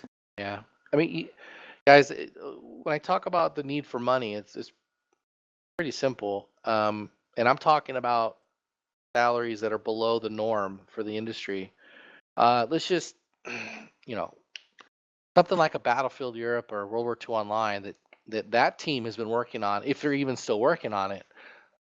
Cornered Rat Software, I believe, was there. There are a bunch of Americans, and they worked on that, and it was really promising in the beginning, and then they kind of hit a wall, and then it kind of never really, from what I remember, and I don't want to say that it's crap, because it wasn't crap, but it is. Okay, well, it never really progressed any further. It was kind of like an MMO for combat, which was interesting, but it was a live environment. Guys, let's just say my average employee makes $4,000 a month, and I've got 20 employees. Or do the math. You should find that green card program I always hear about. Well, if I had to pay them American wages, 3 times more expensive. I mean, it's $80,000 a month, guys. Divide that by $60. I need 1,300 sales a month just to break even. But then you add in the time, right? If it's $80,000 a month, and it takes you a year, it's 12 months, $1 million a year just to build what you want us to build in a community that is extremely picky, that is very opinionated. I'm not saying these are bad things. I'm just saying this is a fact. They're picky, they're opinionated, and they hold a grudge sometimes. So if you don't give them exactly what they want, a significant number of them are going to boycott and not purchase the product.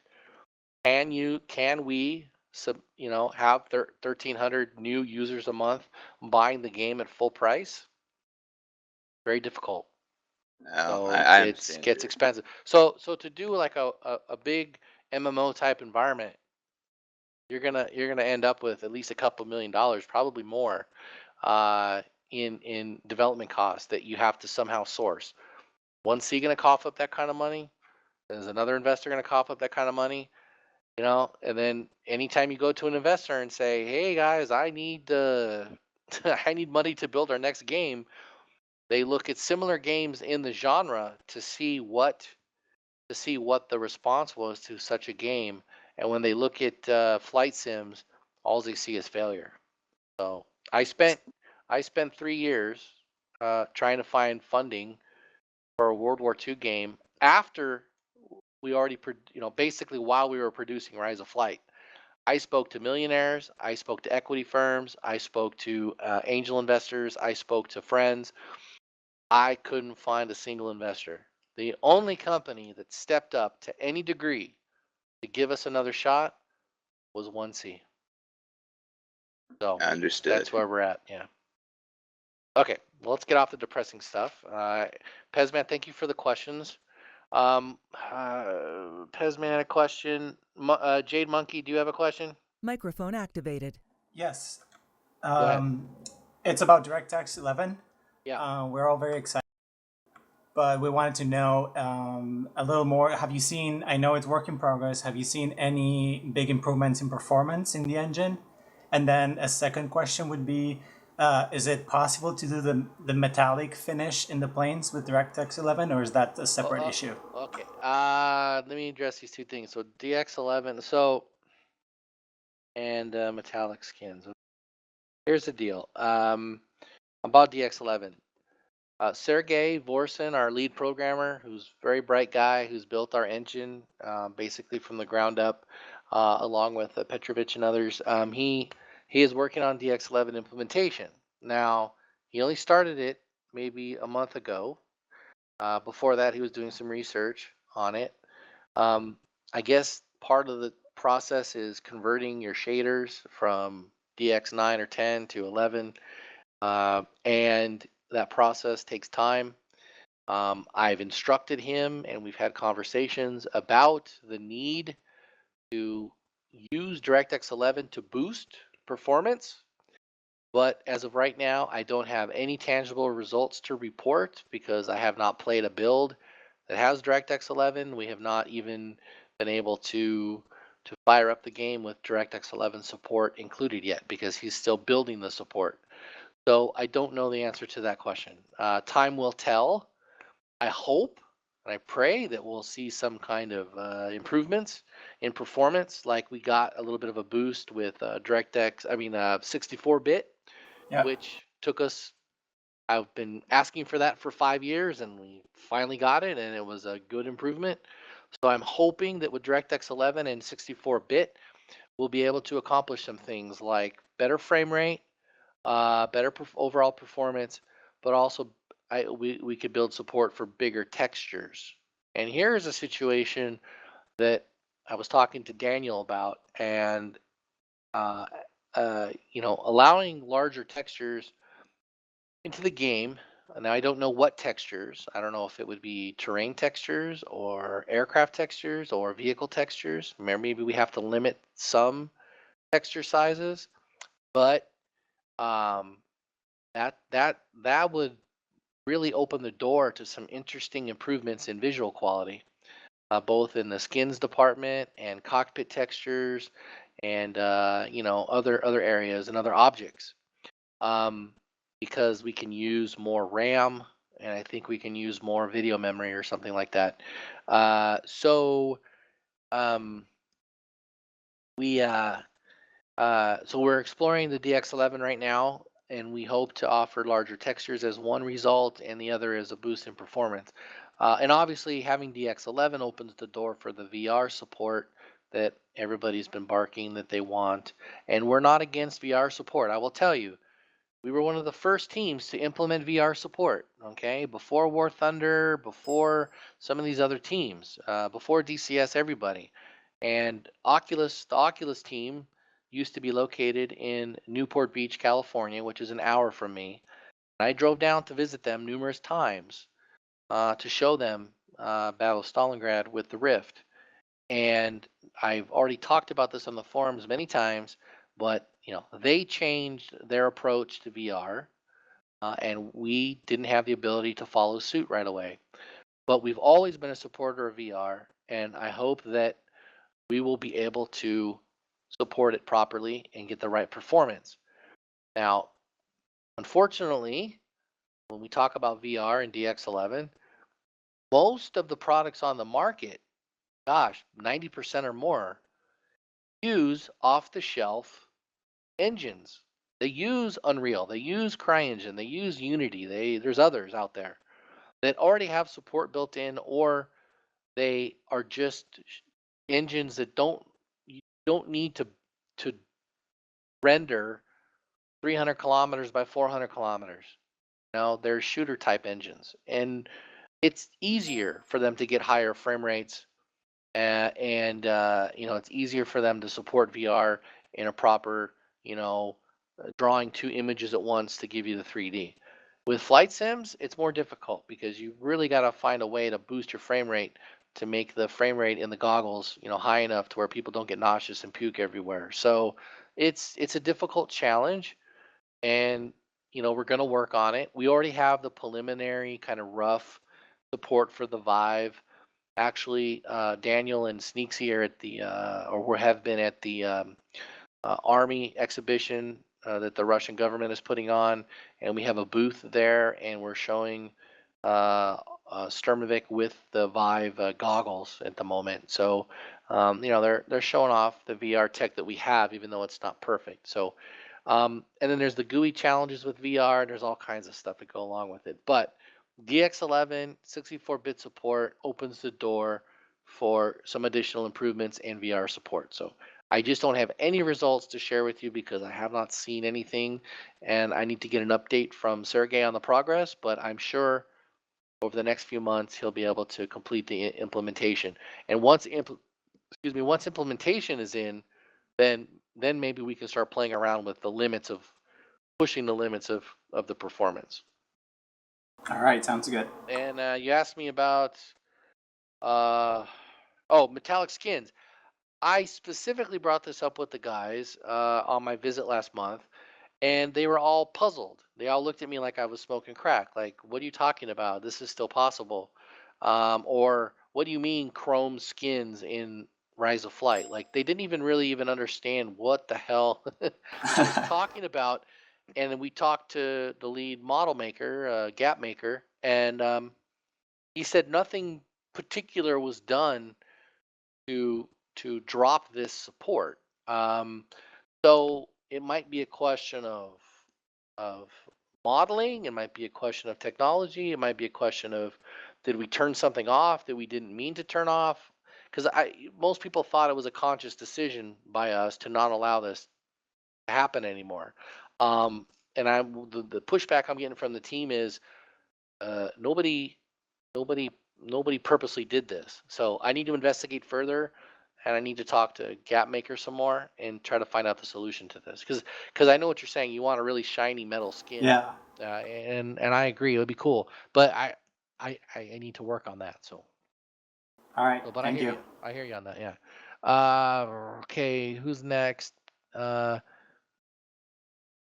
Okay. C-Play, you have one more question? Yeah, thank you. Okay. Microphone muted. One more. I wanna ask one more a little question about marketing. Maybe you make free tanks and bomber shooters. It may land new people. They will install and they buy the game. It's hey, new people, new blood. Yeah. Thank you. No problem. No, I want to do a free demo of Stalingrad at some point. We had discussions about it, and the decision came down that we simply User don't in have your enough channel stopped content at the recording. moment to give away something for free. With the Battle of Kuban coming, we'll have 30 plus aircraft. Maybe we can give away one or two for free, along with a map, so people can try a free demo. I'm going to keep pushing for that. I don't know if 1C or my superiors will change their mind at the moment, but I will try. I agree with the free demo approach. It's worked pretty well for ROF. And we kind of went the free-to-play model out of desperation, but it seemed to have worked. So maybe we can duplicate some of that success with Stalingrad. So not a bad idea, C-Play. I'm with you. Thank you. Yeah. We will can create awesome missions on the servers for free players on the tanks and bomber shooters. Yeah, I don't have a huge problem with that now. Okay. I'm going on 2 hours here, guys. We'll go a little bit further. Oh, bye-bye, Shrapnel. Okay, Super Entinar, do you have a question? Okay. Battle of France. Okay, you're asking about Battle of France. Boy, no, we're not considering Battle of France at this point. Just again, I'm a fan of all fronts and all theaters of World War II. I find them all to be terribly interesting. But doing the Battle of France is not really something we're considering at this point. It was kind of a lopsided battle. There's a lot of planes in there that would be difficult for us to build because there's not a whole lot of references, I don't think, about certain French aircraft. However, I don't know, maybe that's something you should talk to Team Fusion about, because I think their plane set would be much more applicable to a Battle of France scenario. So maybe talk to them. But right now we're not considering Battle of France. So I apologize if that's your favorite theater, but not in the cards at this point in time. Let's go to a Panzer Bar. I see you're on board with the Skins website. That's cool. Okay, you also, even though you guys are killing me. All right, Panzer. Okay, Kuban winter map in summer auto. I don't know if we're gonna have a winter map for Kuban. I gotta ask Daniel. My visit to Moscow, we talked about so many things on so many different fronts with so many different possibilities. I don't remember if Kuban was gonna have 2 seasons, 3 seasons, or 4 seasons. I honestly don't remember. As far as I know, the battle primarily happened in the good weather, like the spring and the summer, or did it also happen in the winter? I'm not an expert on Kuban, but if it happened in winter, of course, I would like a winter map, but I don't know what the current plan is, so I apologize. That's why you don't see any mention of which seasons you're getting in the announcement, because I purposely didn't remember. Sorry about that, but I'll check. I'll find out. Let's see here. Okay, I'm gonna do, guys. Okay, please stop typing in the chat because I can't keep up with questions. There was a question here from J13 Zach Saran. He wants to know what parts of the 120th Dev Diaries will have priority, maybe subsystems, coolant, hydraulics, fuel, etc. That's up to Daniel. I'm leaving a lot of that up to Daniel because he's working closely with Petrovich on those items. And right now I have Petrovich working on the optimization of the AI and other items that are more important, or at least more critical to the function of the engine. I, of course, would want all of his 120 to be built, and I will try my best to buy them enough time that they can build all of those items.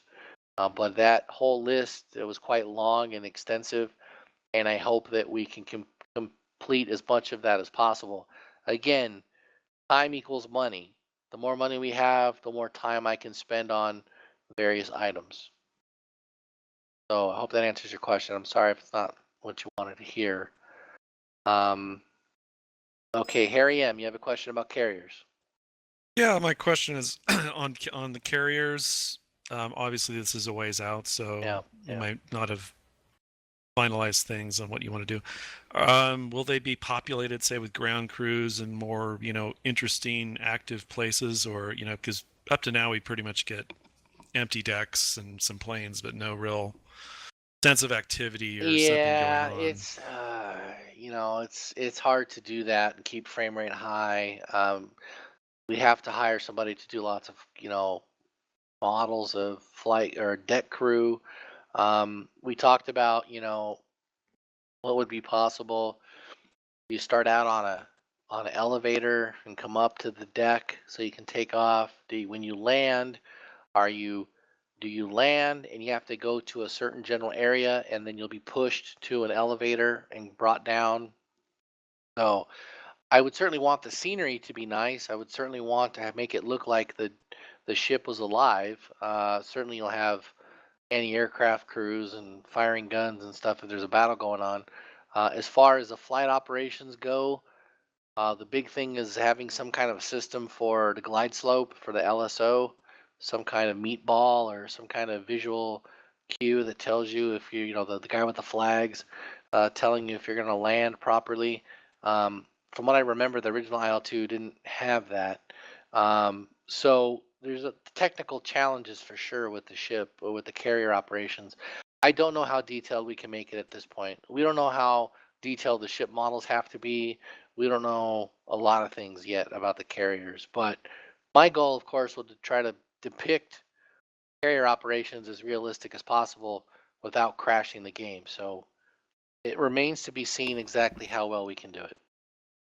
Right, yeah, I mean, just the fact that you're actually thinking about it is encouraging.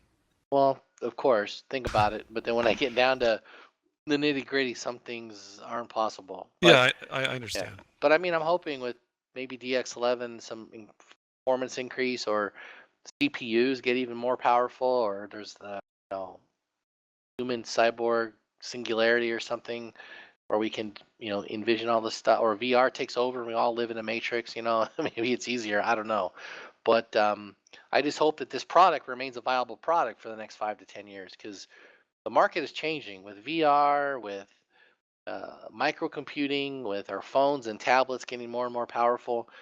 I think the days of the desktop might be numbered, so I don't know if our hobby is going to be able to survive in its current form. It's really interesting to see, but it might be bad for business. I don't know. We're kind of a dinosaur in some ways compared to other companies, so I hope everything can keep going. But again, to get to the Pacific and through the Pacific, we just need your support. That much I can say. Thanks. No problem, Harry. Okay, that's Harry. Okay, Himarachi, one more time. I was only wondering about the DirectX 11 and the DirectX 12. I know that you have decided to go for the 11, but was there any consideration given while you were in Moscow to some of the technologies you incorporated? Well, I mean, it's Himarachi. I mean, it's a learning thing. Sergey has to learn first to code in DX11, and DX12 I think only works on Windows 10, and not everybody's using Windows 10 yet. So it's we kind of have to make a compromise. But DX11 is our first major DirectX overhaul since the beginning of the product. So this is a big event. And if Sergey can learn a lot about how to do that with DX11, asking him to work on DX12 in the future should be that much easier of a thing for him to tackle. So, we have to take one step at a time. And going to DX11 right now makes the most sense for the installed base of users that play our game. All right. Thanks. Yeah, no problem. Yeah, Drifter, I skipped you. Did I skip you? You have a question? What do you usually start on when you make a new game? Okay, Drifter. Basically, it's all the above. There's different leads in the team with different departments. We try our best to compartmentalize the development as much as possible. Obviously, model making happens right away. Building airplanes, and then once the airplanes get to a certain point, then we start working on the flight models. The map, of course, begins right away, and then other things, either bug fixes or feature enhancements or adding new features. It goes into a big schedule that the team looks at to determine what they work on and when. And Daniel Hahn has been doing this with our team for like 8-9 years now. So he is very good at it, and he's able to come up with a schedule that typically the team is able to meet. Right now, we got the schedule down to be as compact and as busy and as feature packed as possible to go from now till end of next year. At the end of next year, hopefully 99% of Kuban will be finished, and we're already beginning to work and turn our attention to the Pacific. So my original plan was to not go to the Pacific even as early as 2018, but we decided to condense the plan as much as possible so we could get to the Pacific sooner. Okay, so but as far as what goes on, gets worked on first, it's kind of all the above. But definitely content starts immediately, and then solving other problems or adding other features, just depending on what it is, will determine where in the schedule it gets built and who's working on it. Okay, about the tanks. Unfortunately, the tanks, we had an idea to build a bunch more tanks and possibly sell some of them, but the cost involved did not appear to be a profitable venture. And since we're primarily a flight sim, we decided to address the issues with our flight sim first and spend the money that we have improving the core product, feature set, technology, content.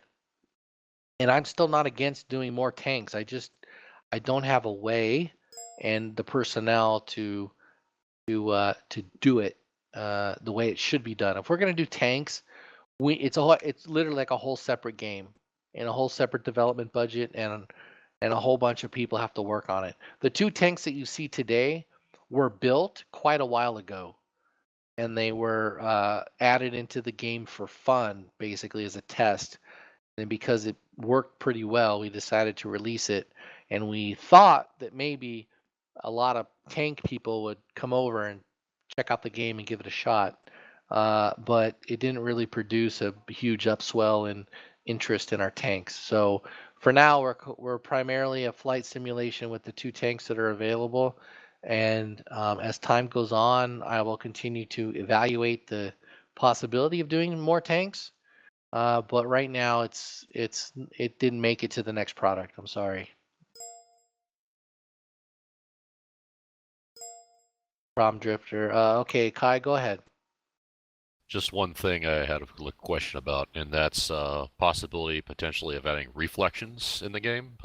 Claude has them, although frankly I think they're overdone. But it would be interesting if it was done and done well.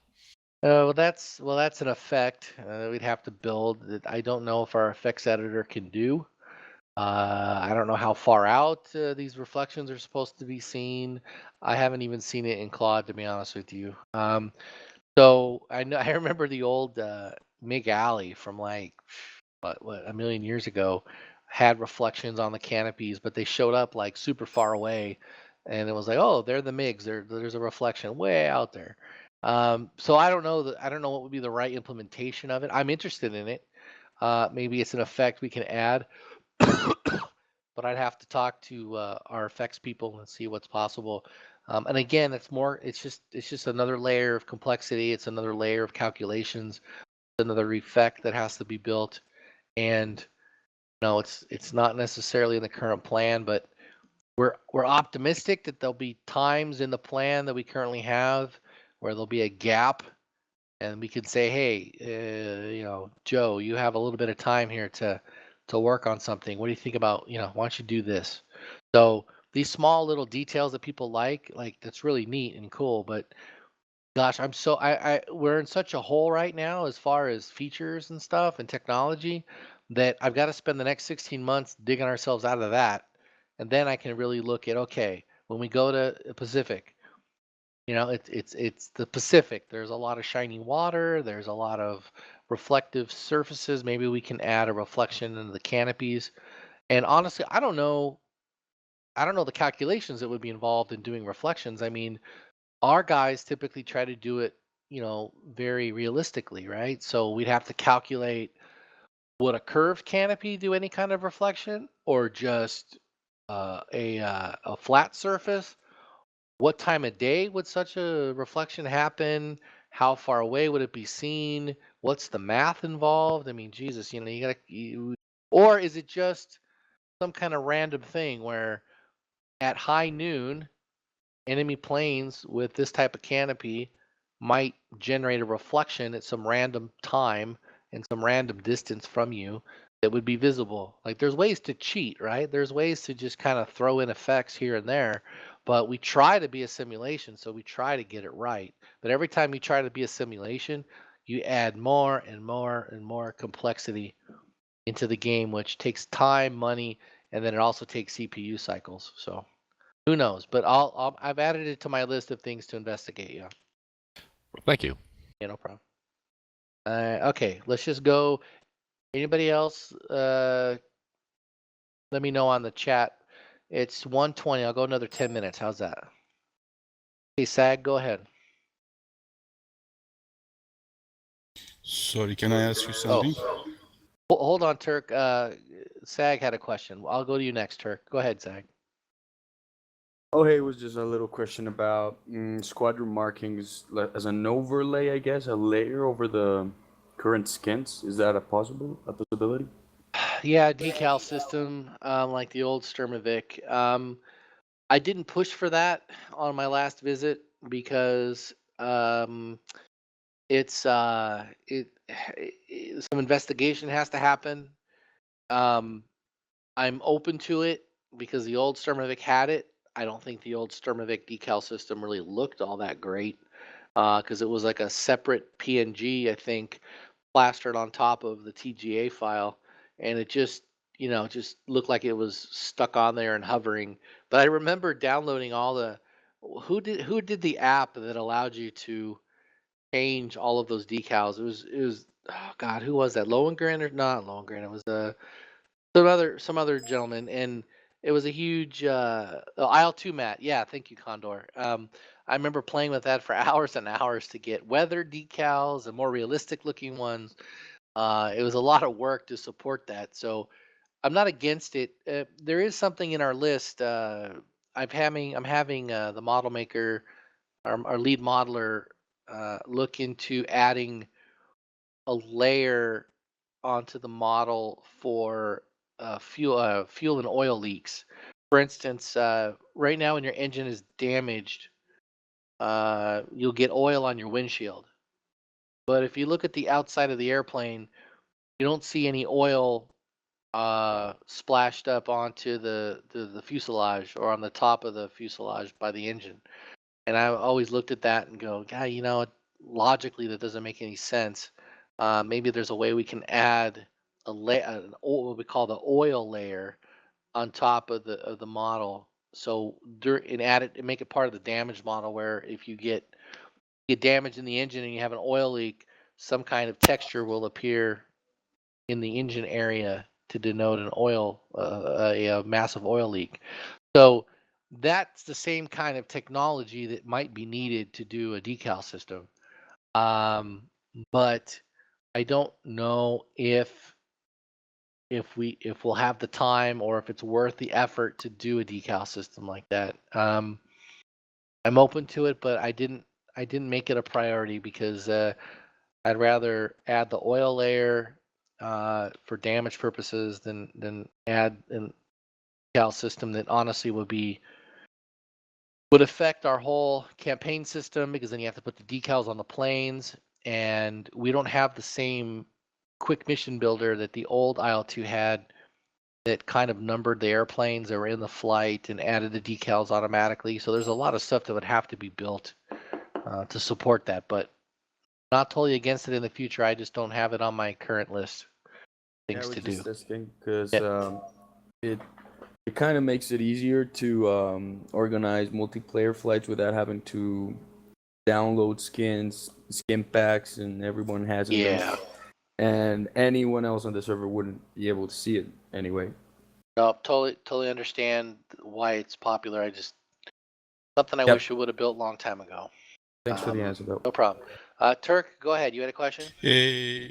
One thing, can I request, maybe the other friends also want from you, is it possible the start pages and the chat pages as during the flying as Cliff of Tower? Okay, so the chat messages in multiplayer, you want them to change somehow? Yeah, during the, you know, the Cliff of Tower, the server messages and the chat messages continuously flowing over the some corners, and you can see the stats, the game stats during the flying, not leaving from the games. Is it possible? It is very simple sub program, and you can do that. I think that. I'm sure we can do it. It's just a matter of should it be a priority. I'll write it down as something I would need to look at. So you want you want the server stats and chat messages and server messages just during the flying can be flow at some corners as how much the dimensions we want as like as the Cliff of Tower I want. That's all. Okay. I don't even I haven't flown Cliffs of Dover a lot, to be honest with you. So some of these detailed questions I couldn't tell you whether I like it or not, or I've seen it or know how it works.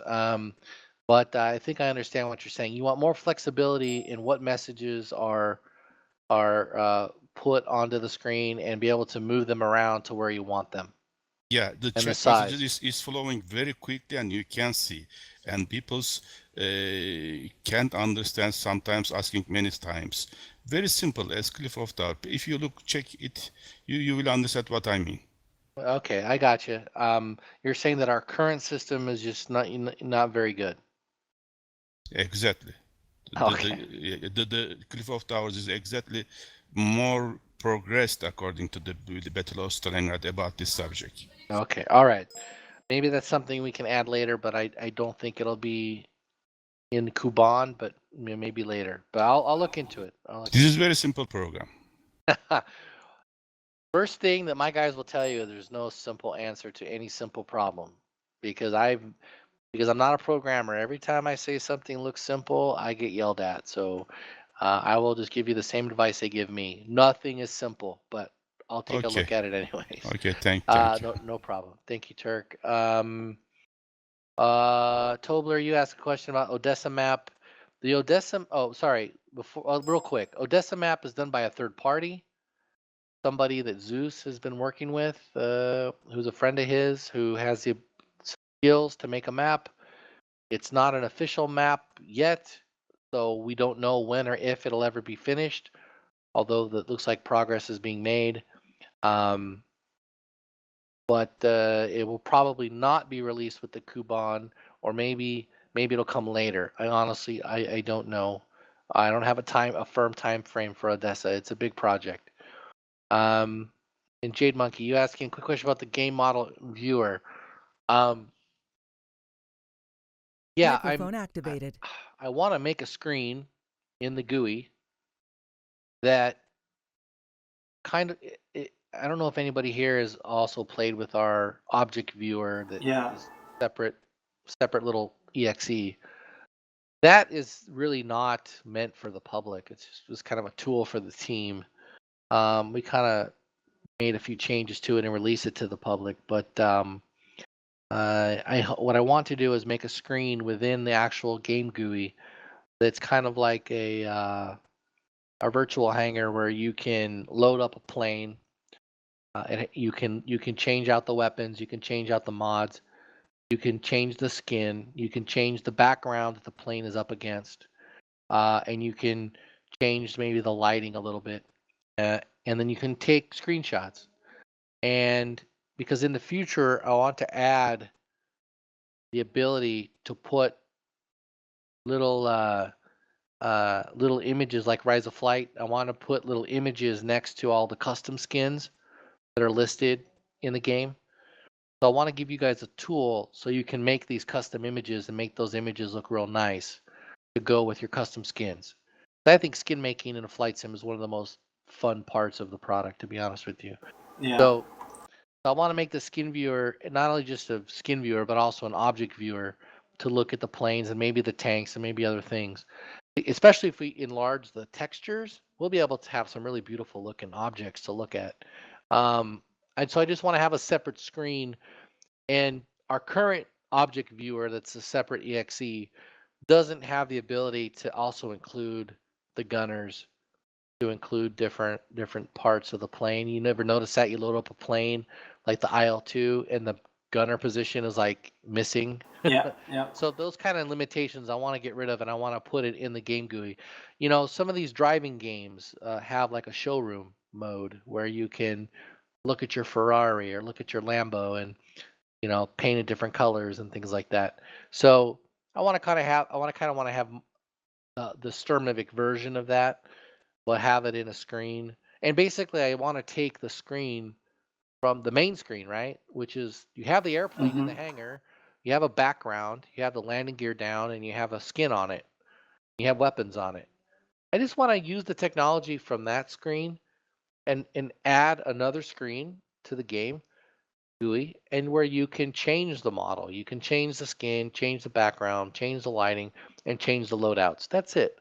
And then people can make skins and do whatever and take pretty pictures, and then they can use those pictures to highlight, to promote their skin either on the forums or on this website we're talking about, or make the little cutouts for the custom skins list, like we have with ROF. So that's all I'm trying to do with that. But I think it would be kind of a cool feature. All right, thanks. Sounds fantastic, and it's probably halfway there. Yeah, it's kind of halfway there already. I just want to take it to the next level. So, but it's Thank in you. the list. It's in the development plan. All right, guys. It's 1:30. I'll go 10 more minutes. Who would like to ask a question? Let me know. Anybody else? Okay, Asgar, go ahead. When we were talking about bugs, you mentioned that you are thinking about maybe getting a couple more testers on board. How would we go about that if we were interested? I would just make an announcement, but I don't know. We have some really good testers now. This is Daniel and Sneaksy's domain, and I've expanded the beta team before to bad results. We kind of do beta testing a bit differently than maybe other teams. We've let people into the beta testing in the past who said they were willing to test and do a bunch of stuff, but they had an agenda. And their agenda was simply to prove us wrong on flight models or to show us we're wrong in some other way. And that's really not what beta testers do. We want you to find bugs primarily, and when necessary, we want you to test features. We don't use beta testers typically to test flight models or to do other things that you might not like about the game. You're not there to be on a soapbox. You're there to help us to solve problems. When it comes to like flight models and things like that, there's always going to be subjective issues with flight modeling. So if you want to be a beta tester, we want you to come in and do exactly what we ask you to do. And if you do what we ask you to do, you'll be able to help us find bugs and make a better product faster. Some of our beta testers over the years, like Luke, have been super fantastic, who find all kinds of bugs really quickly. But sometimes we have beta testers come in and all they want to do is talk about one issue. They just want to campaign for changes. That's not what we need beta testers for. So if we ever ask for more beta testers, which probably we'll do at some point, you need to come with the right mental attitude on what we need you for. That's all. All right, thank you. All right, thanks. Sleepy, sorry, C-Play RA, you had another one? Yes, thank you. Last question for me. Okay, last one, then you're done. You're cut off. Yeah. What will you do first thing on the way of creating a new project, Battle of Kuban? The new aircraft or upgrading your engine? Thank you. Well, it's going to be over time. It'll be a combination of both, obviously. Probably the first thing. Well, the first thing is going to be the two airplanes we're building, the 52 and the Yak 1B. That'll be sort of the next thing you're going to get, and then, well, it will be the next thing you're going to get. Then I honestly don't know what the next thing is that you'll have. There'll probably be a bit of a delay between December of this year and the springtime. In the springtime, we'll probably have another airplane for you to fly, and we'll probably have some more improvements for you to enjoy. I'd have to look at the big schedule to really tell you when things are coming, but I don't tell you when things are coming because there's always delays, there's always problems, there's always bugs. So try to just tell you the end deadline for things, and sometime between now and the end of the process, you'll get all of these great things. But I think you'll probably start to see, more improvements and more content coming next spring and next summer, just like happened with Moscow and with Stalingrad. So, but obviously, all of our improvements are retrofitted to Battle of Stalingrad and Battle of Moscow. So there's really nothing that's going to be in Kuban as far as technology or improvements or bug fixes that would not also affect Stalingrad and Moscow.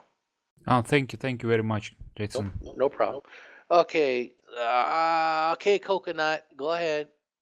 Yeah, I was wondering. You mentioned there was going to be a new campaign. I think even maybe in Battle of Moscow and Stalingrad. And how is it going to look like? I mean, there's two things. We'll have a career system that'll be very much like the ROF system. Okay. We know users liked a lot of the ROF career system. We're going to try to somehow blend it with not blend it, but use certain aspects of the current campaign system, meaning like the little cutscenes and the different chapters of the battle.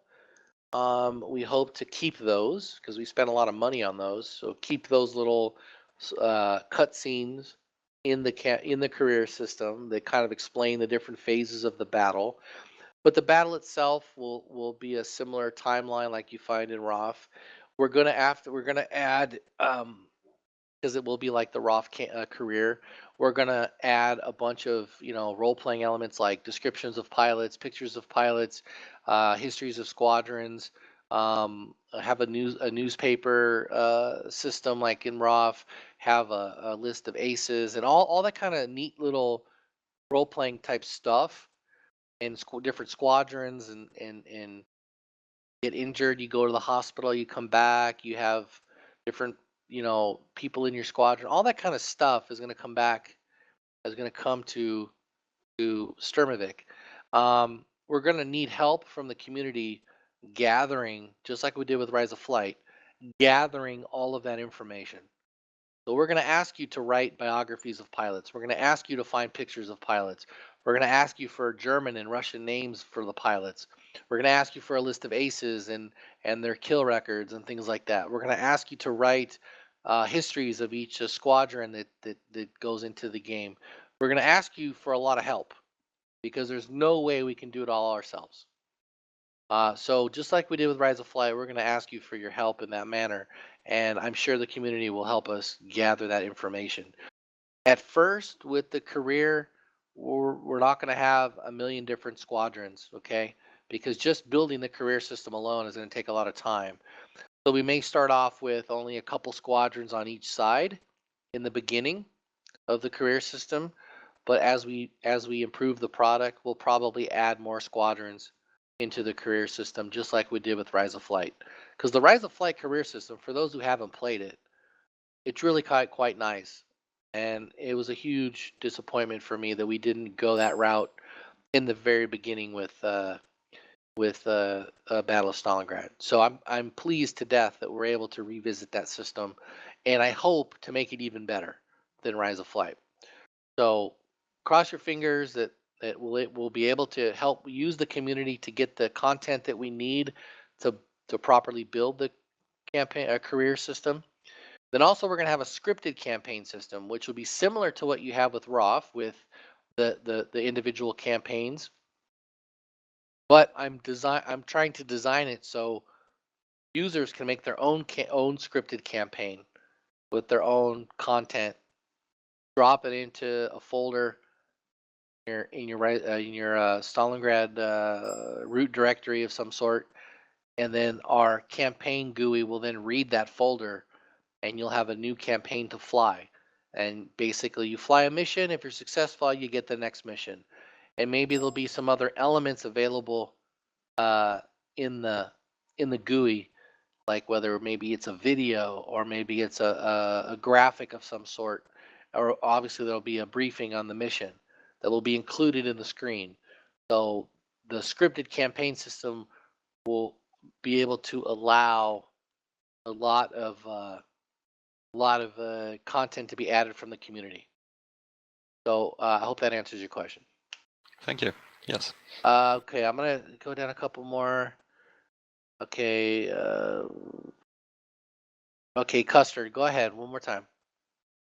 Thanks, Jason. Just a quick one on the back of the ROF career style mode for your next projects. I'm wondering if you're going to introduce female VVS pilots into the career mode. And just very quickly, are you ever going to include oxygen masks on the crew and pilots in the graphics? Yeah, I completely forgot about the oxygen masks on my last visit, so it didn't end up in the plan. It's something I want to do, but we need a modeler to make, and then we have to have a system so they can appear.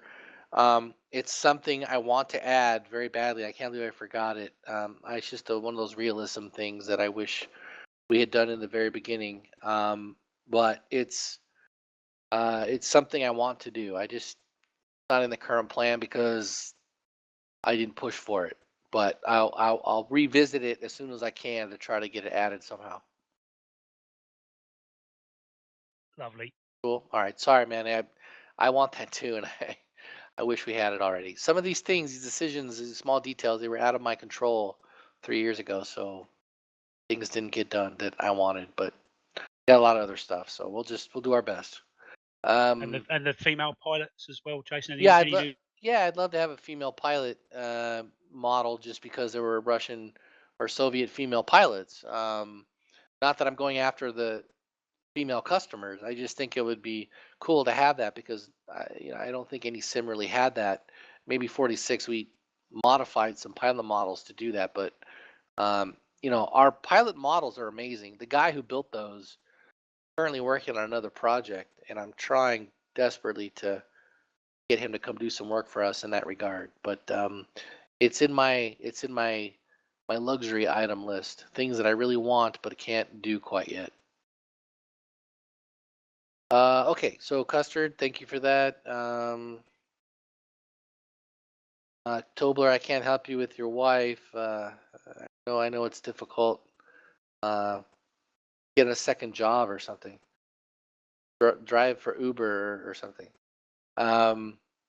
Sag, one last. Okay, go ahead, Sag. Another question. All right, thanks. This is on behalf of Necro, a friend. He was wondering about weapon jamming. Are you guys implementing that when the guns are overheating and such? I think you already got the mechanic to reload them. No, I think we're gonna have overheating. I think Daniel already. That's already in the list. How that manifests itself, I don't know. Is the barrel gonna melt? Is the gun gonna be completely inoperable? I know we had misfires in Rise of Flight, but we had a way to, because of the nature of the guns, you could, clear the jam or clear the misfire. So I think we're going to be implementing, overheating in the barrels. I just don't know if that means the gun's going to be completely unusable, or is it going to cool down and you can use it again? I don't know the right answer, but I think that's in the list if I remember right. All right, thanks a bunch. Cool. Okay, go ahead, Makovac. Your question about 52? Yeah, thank you. So I was wondering, you guys mentioned that in the announcement we might see some paratroopers and some in the further along, which makes sense, but I was just wondering, do you have any information about the 52 would get in December, if there would be some kind of modifications, just to add some cargo wipe or something. No, you want to add cargo drops and paratroopers to the 52. The problem with paratroopers is we have to build the model of the paratrooper, and that person's not available at the moment. But dropping cargo is a real possibility and something it's something we want to do, and it's part of our plan. Well, I've seen video of 52s just throwing packages out the door without a parachute from super low altitude, and then obviously I've seen pictures of them dropping cargo out with a parachute. So I don't know exactly what one will get or how fast, but it's in the plan. I don't know if we're going to be dropping medical supplies or just cargo, some kind of generic box, or something like that. But it'll probably, I don't know if it'll, I'm assuming it'll be some kind of modification. Maybe you can just load it up as a loadout and you just, pull the trigger to drop the cargo. Probably something like that. Okay, sounds nice. Shadowhawk. Shadowhawk, I'm gonna answer your question here. I've tried various times to contact various organizations and museums and private collections that have airplanes that we're trying to build. The only one I had any success with was the Yanks Air Museum in Chino, which is not the Chino Planes of Fame Museum, but it's the one next door. And I made a deal with them to have access to their P-40. I think some people have seen some of my pictures from that experience. And I filmed a video and I did all this work and I completely screwed up the video. The video was not in focus and we didn't realize it till after the fact. And it was kind of a difficult thing to get done because of insurance reasons and just the unwillingness of the museum to give us access to certain things. I don't think these museums really understand what flight simming is. I have yet to meet anybody at one of these museums that really understands what it is that we're doing. We certainly use museums like Chino or other places to get information about the aircraft, but getting access to the aircraft, like uninhibited, complete all access passes to the aircraft to climb around the cockpits and stuff has proven to be extremely difficult. I don't know why. They just don't allow it. But I did get access to the P-40 at Yanks, and I took a ton of pictures and I sent them all to the team. And the museum will tell me, "Oh, this is a P-40E," blah blah blah. And then I looked in the cockpit and I'm like, "Yeah, this looks like a P-40E to me." And I took all these detailed pictures and we sent them over to Vix, and then Vix started doing the research. And then we realized that, this cockpit has been pieced together from different models of the P-40. So this has, this part from a K model, this part from a D model, this part from an E model. And so it really didn't amount to being a very good resource in the end, at least not the cockpit. Certain parts, certain external shots were, but not the actual cockpit. So that was disappointing to learn after all the negotiation and time and effort I put into doing that work. And plus I completely screwed up the video. That kind of was really sad, and I wasn't able to uphold my end of the deal that I made with the museum because I screwed up the video. They really weren't willing to let me do it again, so kind of blew that opportunity. But can you hear me? Yeah, go ahead. Sorry. Well, would you be interested in making another appointment with another museum somewhere else in the United States if you had access to these aircraft? The reason I'm asking is because I've got quite a few connections, especially here in Dallas with the CAF, and I have some flight instructors when I was in college that I flew with up in Oklahoma that do World War II reenactments, and I have a friend that's actually running a business called Aces Alley that does World War II flight sims, and I believe he uses the IL-2 program, the first IL-2, to do that. But I've got quite a few connections, and I possibly could get you guys access to most of these aircraft if you need them. Well, I appreciate that offer. Yeah, if there's a plane that we really need access to, that's maybe difficult to build, or we don't have a lot of references. User in your channel stopped and what's also recording. important about some of these planes is like when you sit in the cockpit, it's important to get like certain data, like the width of the cockpit, the space itself. So yeah, so access to some of these planes, like if they had a Wildcat or something that we could check out, that would be very helpful. Or so yeah, I mean, I'm not saying you have to call them tomorrow or do anything. No. But as we progress, if you know what planes they have, if you have any context there, I'd certainly fly out with my camera and do what I can. But all I'm saying is my experience in the past, like with Chino and Yanks, has not been good. The problem, what I understand, what I've been told before with Chino, was that LucasArts came out one day for one of their games, Weapons of the Luftwaffe or something way back when, and they just paid them like an ungodly sum of money to get access to their airplanes. So Chino, the owners of Chino, have this impression that, oh, well, if they want to make a video game, they'll just pay us a bunch of money to get access. Yeah, They don't understand the difference between different teams. Yeah, so most of the museums that I've been to, especially here in Dallas and down in Florida, they have Fantasy of Flight. Those guys are pretty helpful. Okay. Out in Chino, in California, I've been there before. When I flew Learjets for a while, and I was in there a lot, and they're fairly unhelpful. So I get what you're talking about. Yeah. But if you talk to some of these other museums, like the CAF squadrons here in Dallas or up in Oklahoma, they'll be a lot more helpful to you. Well, that's good to know. I appreciate that info.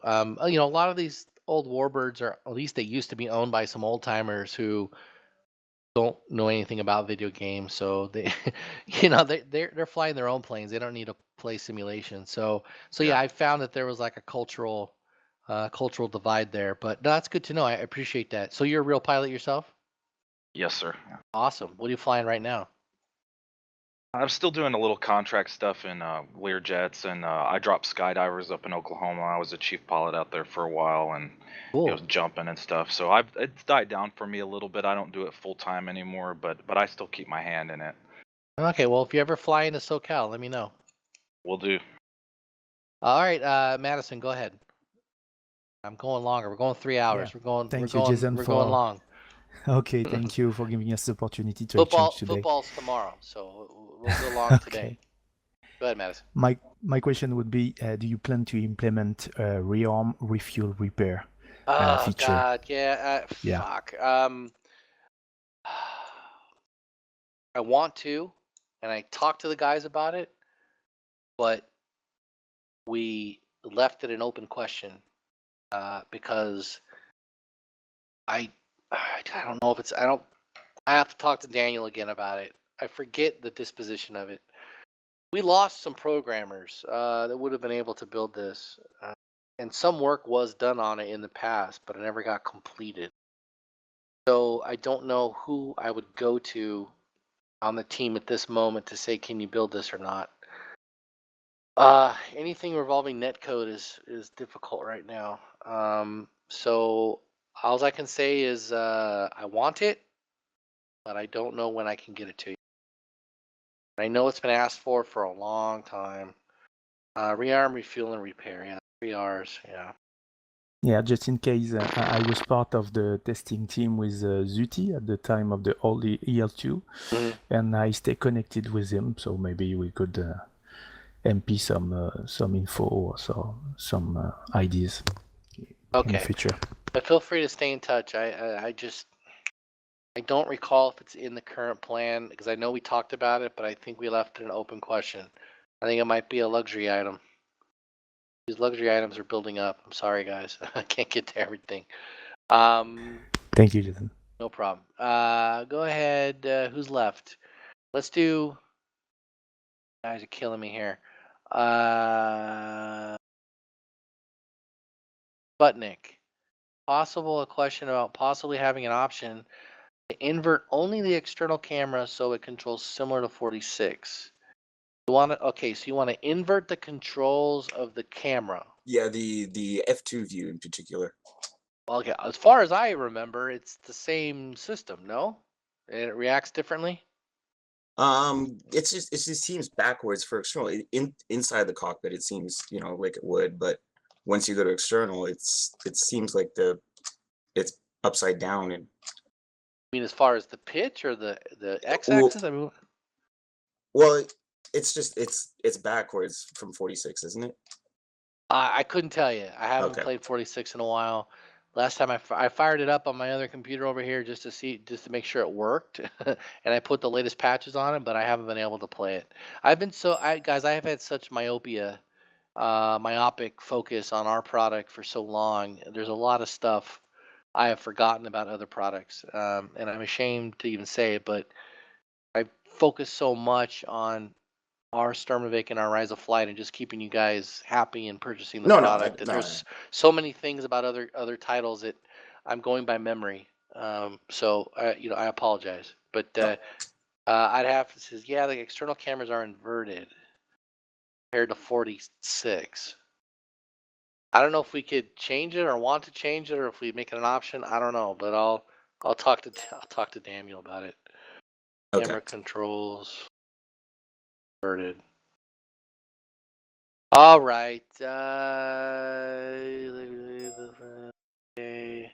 All right. Who has another question? Buddy, one more? Okay, MacVac, go ahead. I'm just wondering if it will be usable in the campaign. The IA-52.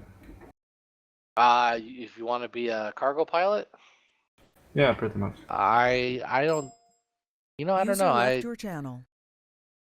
Would many people play that? I mean, I don't know. I would assume we could do it fairly easily, but we'd have to because it's doing cargo or landing in it's a different type of mission. I was thinking just something like you get to fly from one airport. I mean, I guess some people think it's boring, but imagine if bad weather conditions and so on, you just fly from one airport to another airport, into the pocket, basically.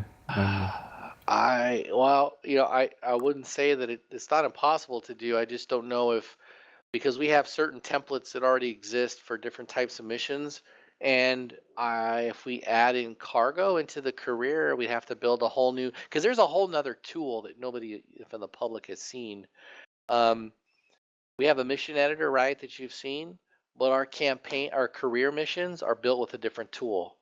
And it's a really funky looking thing, and it's really complicated, and there's only a couple guys on the team how to use it, Vix being one of them. And I think B6 being the other. So adding cargo flights to the career, I assume, is possible, but I don't know if that's something we could do right away or if we could do it later. Okay, it's just a different template, yeah. Okay. I'll do one more question, guys. I'm so sorry, but it's been 3 hours. I need to eat lunch. I'm starving. No more blah, blah, blah. Sorry, I don't have a mic, but when you get external view with tracker. I'm kind of against external view with tracker because really disorienting. And every time I've had this problem with other flight sims, I have to turn off the tracker every time I go into external view. So I don't think that's something we're gonna have. Is that something people want? I've never heard anybody ask for that. Am I crazy? Okay.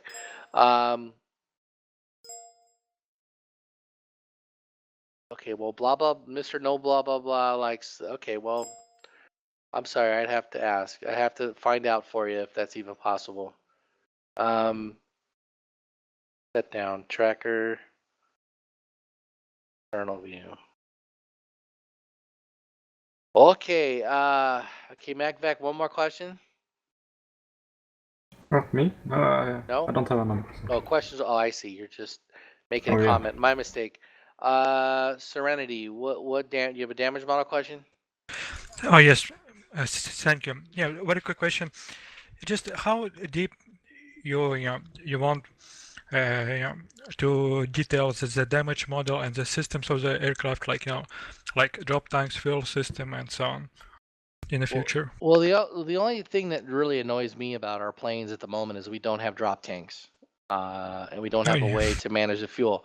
As far as the damage model now goes, it's very detailed. You damage all the systems, different systems fail. Daniel wants to add in a different kind of engine failure, like a blown engine. But the fuel system thing was something was in his dev diary 120, and those items are stuff that Petrovich has to work on when he doesn't have other stuff to do. Like I would be forced to decide which is more important to our future, putting more airplanes in the sky or having fuel systems. Good question. So these are the kind of decisions that we have to make that are not so easy. Sure, there's a lot of people that love drop tanks, but there are a lot more people who probably want more airplanes in the sky or some kind of optimization. So these are the kind of things, and because I only have one Petrovich, I have to just give it to him and put it in his schedule, and hopefully he can meet the schedule. So it's not always so easy. But as you can tell, guys, a lot of this is just with more time, more money, more people, I could do more. But everything that we've come down to in our current plan is our best attempt to give you most of the things that you want in a reasonable time frame. Okay? So all right, thank you very much. I think that will probably wrap it up. We went 3 hours. Thank you for all of your questions. We'll certainly want to do more of this in the future. Oh, thank you, everybody. No more questions. So again, please try to spread the word that we're making a good product. It is a good product.